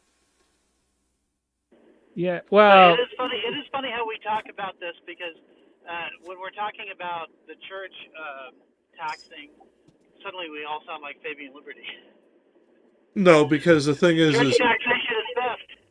Well, no, it's not that. It's if the church was doing a moderate taxation where they were actually allowing for like actual benefit to be granted to their constituency and their parishioners, while maintaining like actual like infrastructure, it would have been different. That wasn't what they were doing. They were actually stealing. Well, that's your state, right? Yeah. Well, and here's the thing. Dante complains about all that. Well, here's the thing. I do not even have a problem with a quote-unquote theocratic state if it was running properly. The problem is there's never been one that ran properly for long. It's just that simple. Like, yeah, I think that's kind of the church-state separation. Part of the genius of it is you're taking something that was like a very corruptible form of power, and by dividing it in two, you're allowing one to become a check on the other, which gives you at least the opportunity, or more of an opportunity, to prevent corruption both with the state and with the church. Yeah, I mean, that's the hope. Unfortunately, we're seeing how that failed this time again, but don't need to go off on that tangent. This being said, it is interesting that this has been an ongoing problem since at least the fucking 8th century.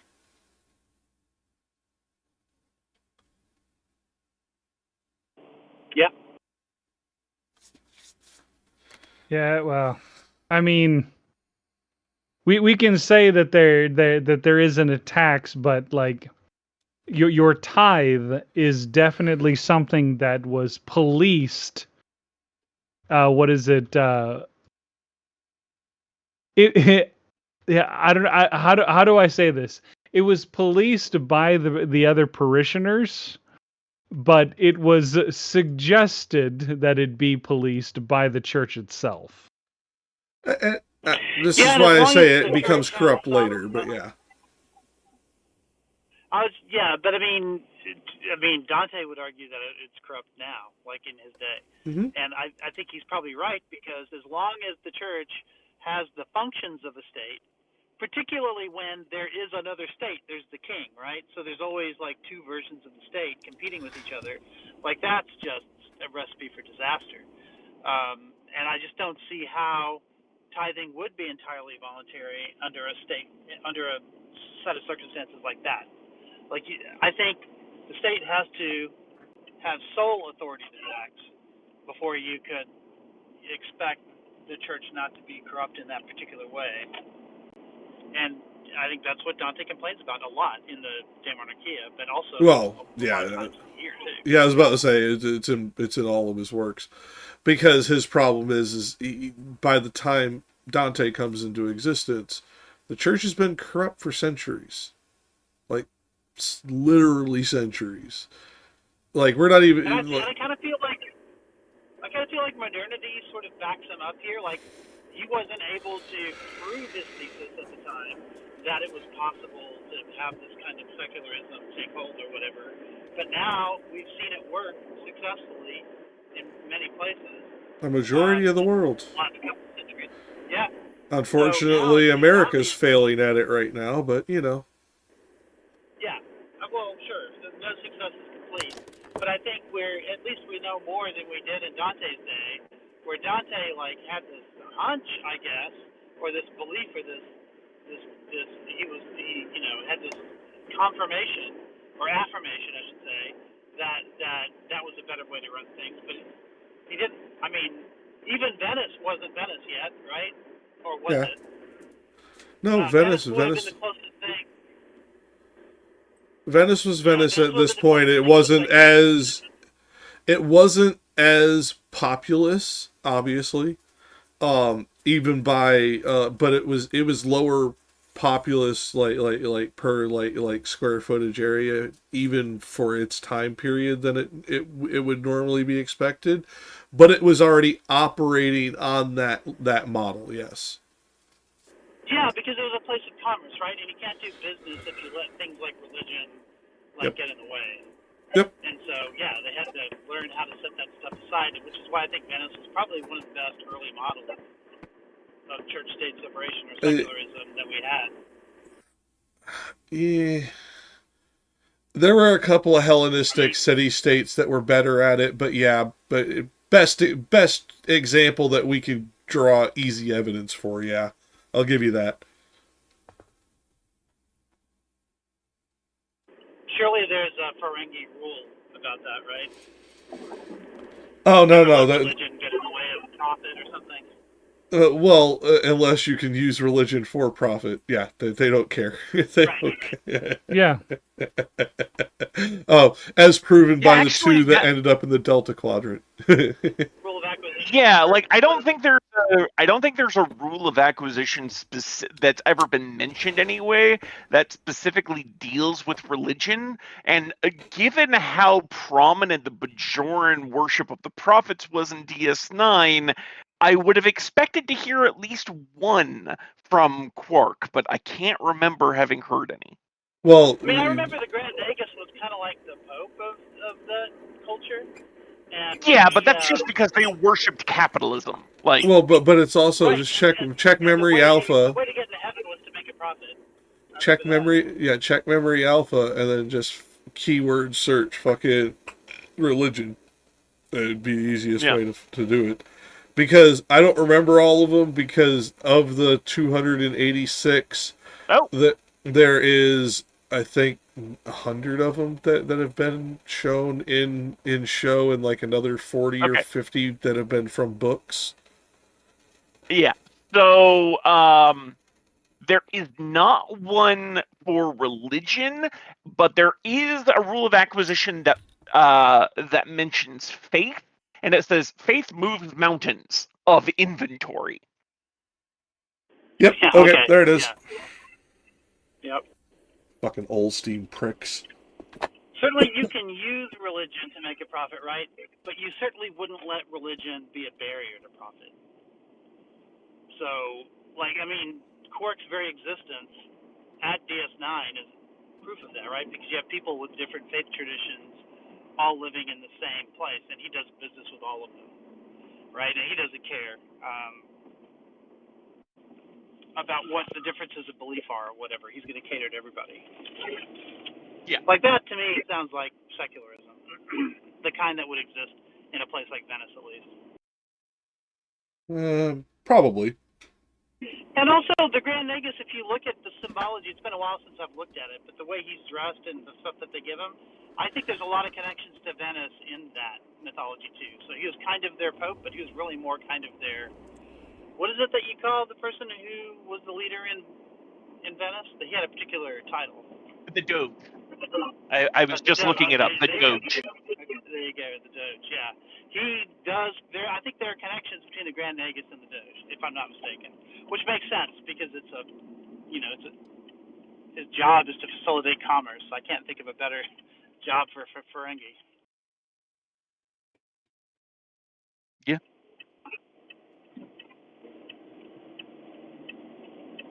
What mess are you guys making?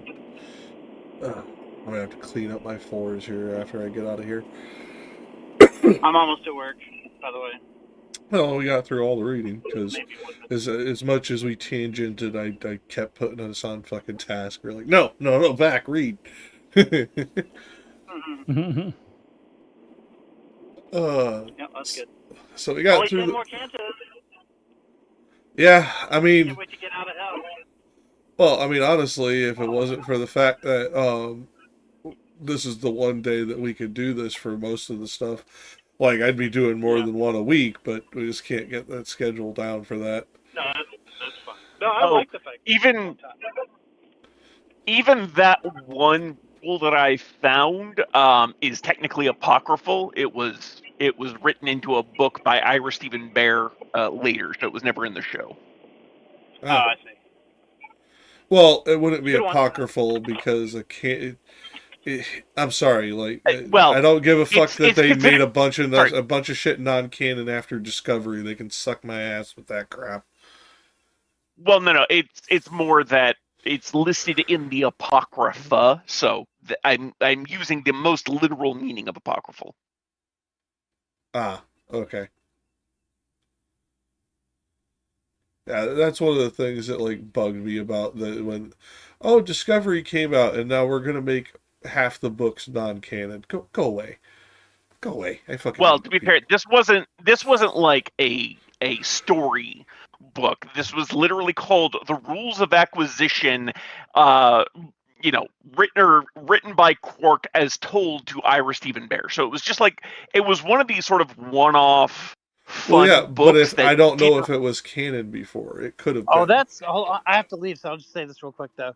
That's an ancient tradition, right? To have a story start by saying, I heard this person who heard it from this person who heard it from this person, so that you know from the beginning that it's an unreliable narrator, right? Do you really trust Quark to tell you what the actual rules of acquisition are? Yes. But that's because I know Quark from the show. No, see, I would, because Quark, Rom would be the one who doesn't. Quark actually wanted to like live by them. He just couldn't because he kept getting that pesky fucking conscience. Yeah, living around all those fucking humans, he fucking fucked himself up. Because, I mean, think about it. Quark, when he first shows up, total cunt. Like, just absolute shitbag. Fucks over his brother, fucks over his love interest, business, anybody who will fuck. He doesn't give a shit. You know, family. Hence why one of his family tries to kill him. I mean, the third rule of acquisition is... the sixth rule of acquisition is literally never allow family to stand in the way of opportunity. And honestly, if that's their attitude toward family, I imagine their attitude toward religion is even more... No, the better one, I forget the number, but it is treat your employees like family. Exploit them. Exploit them. Yeah. Yeah, so, yeah. 111. Yeah, I was like, I didn't remember the number. But I'm like, yeah, I remember that one being used on multiple occasions.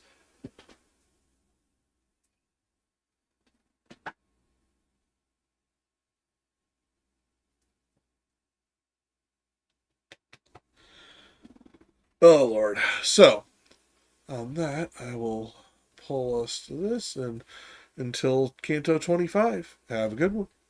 We'll tear down their walls while we rise to new heights. Stand alone now, we got the crew. Yeah, we roll deep too. Fuck stabby, that rat's got no bite. While we build it up, they lose the fight. You ain't bowing to the rich, now fuck that noise. We'll try them out while we make our choice.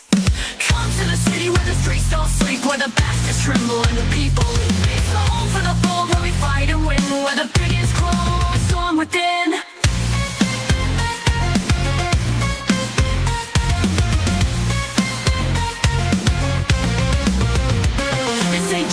It's class warfare incarnate. Every street corner scream, fuck the estate. No room for their sniveling bullshit lies. We'll grind them down, make them fry in their ties. We're laying bricks with grit and spit. Each block screams, you ain't stopping this shit. You think we're soft, now we strike hard, while the rich motherfuckers hide in their yard. They wave that flag, but we tearing it down. This city ain't theirs, it's ours to crown. Come to the city where the streets don't sleep, where the bastards tremble and the people leave. It's the home for the bold, where we fight and win, where the biggest grow, storm within.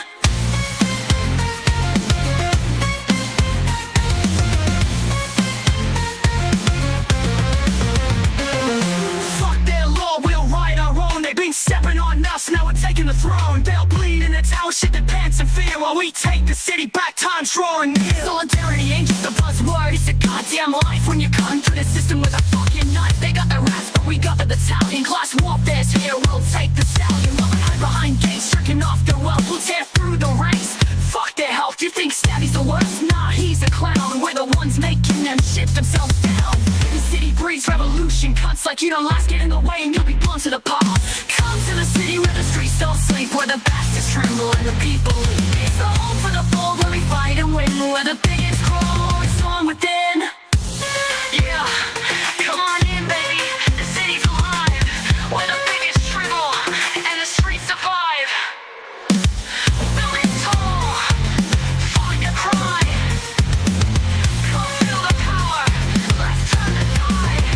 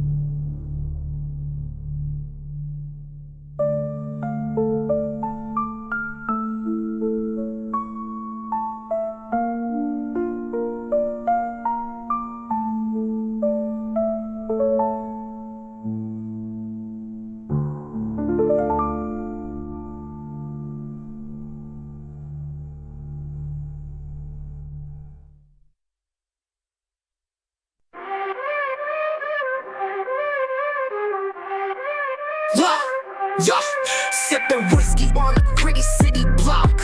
No time for pleasantries, we're dealing with the clock. Hold the door, but don't mistake us for a flock. In this urban jungle where the wolves do stalk. Try that near a bodega, you'll learn what we know. In the city's gutters, where the tough ones go. Lend a hand, but we're ready for the throw. In our concrete jungle, it's survival we bestow. Neon lights flash, but we keep our guard.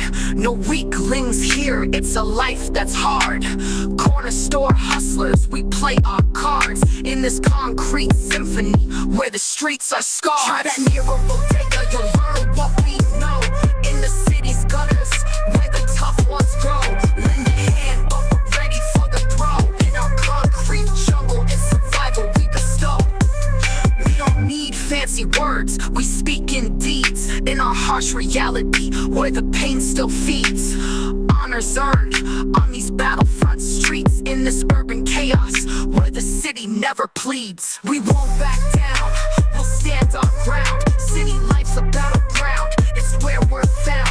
In the urban tapestry, where the lost are bound. Helping one another, on this turf we're renowned. Try that near a bodega, you'll learn what we know.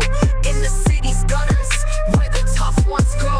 Lend a hand, but we're ready for the throw. In our concrete jungle, it's survival we bestow. Forget the stereotypes, we've got our own grace. In this gritty rhythm, we survive in our own space. Near a bodega, there's a battle to embrace. In the spirit of the city, we keep up the pace. Try that near a bodega, you'll find we're not for show. In our city's heart, where hard truth we bestow. Leave behind your bigotry, or you'll reap what you sow. In the community garden, your body will grow, and shadows will linger as night takes its toll. Beneath the soil surface, where secrets unfold. The urban retribution, in darkness we enroll. In the garden's embrace, where your story is told.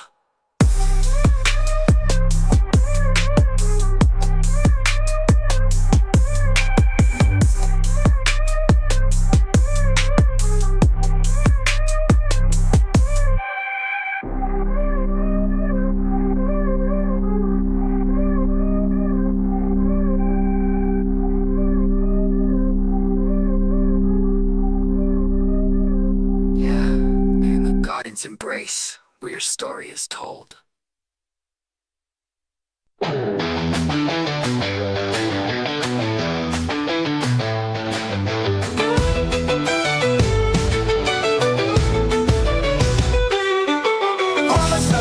Golden, I'm ready to throw.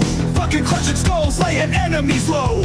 Wrath of steel scrolls, casting spells by the score. Summoning shit that'll leave you asking for more. Trickle swings blades, swooping down like a god. Scarab face gets cracked, he's tasting the sod. We rise again and we're fucking proud.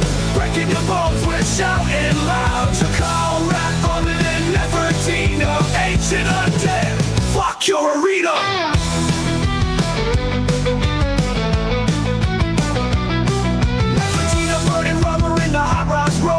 Sharp as a whip, leaving you wanting more. Disguised in shadow, she takes the lead. Behind the wheel, you best believe she'll speed. Ancient past, but never slow to learn. You feel the burn of a queen who can turn. No need to doubt it, she's sleek and sly. While the whip cracks, she's making you cry. We rise again and we're fucking proud. Breaking your bones, we're shouting loud. Trickle wrath, armored in Nefertina. Ancient undead, fuck your arena!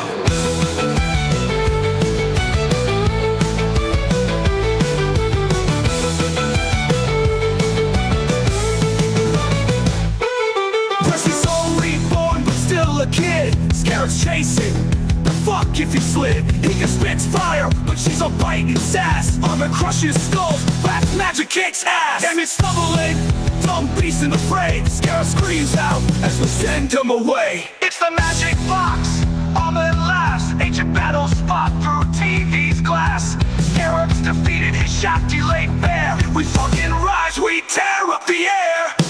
From the tomb to fucking now, Canto takes the lead and we all destroy. Scarab's buried, his army's trashed. Mummy's alive, fuck yeah, the real McCoy.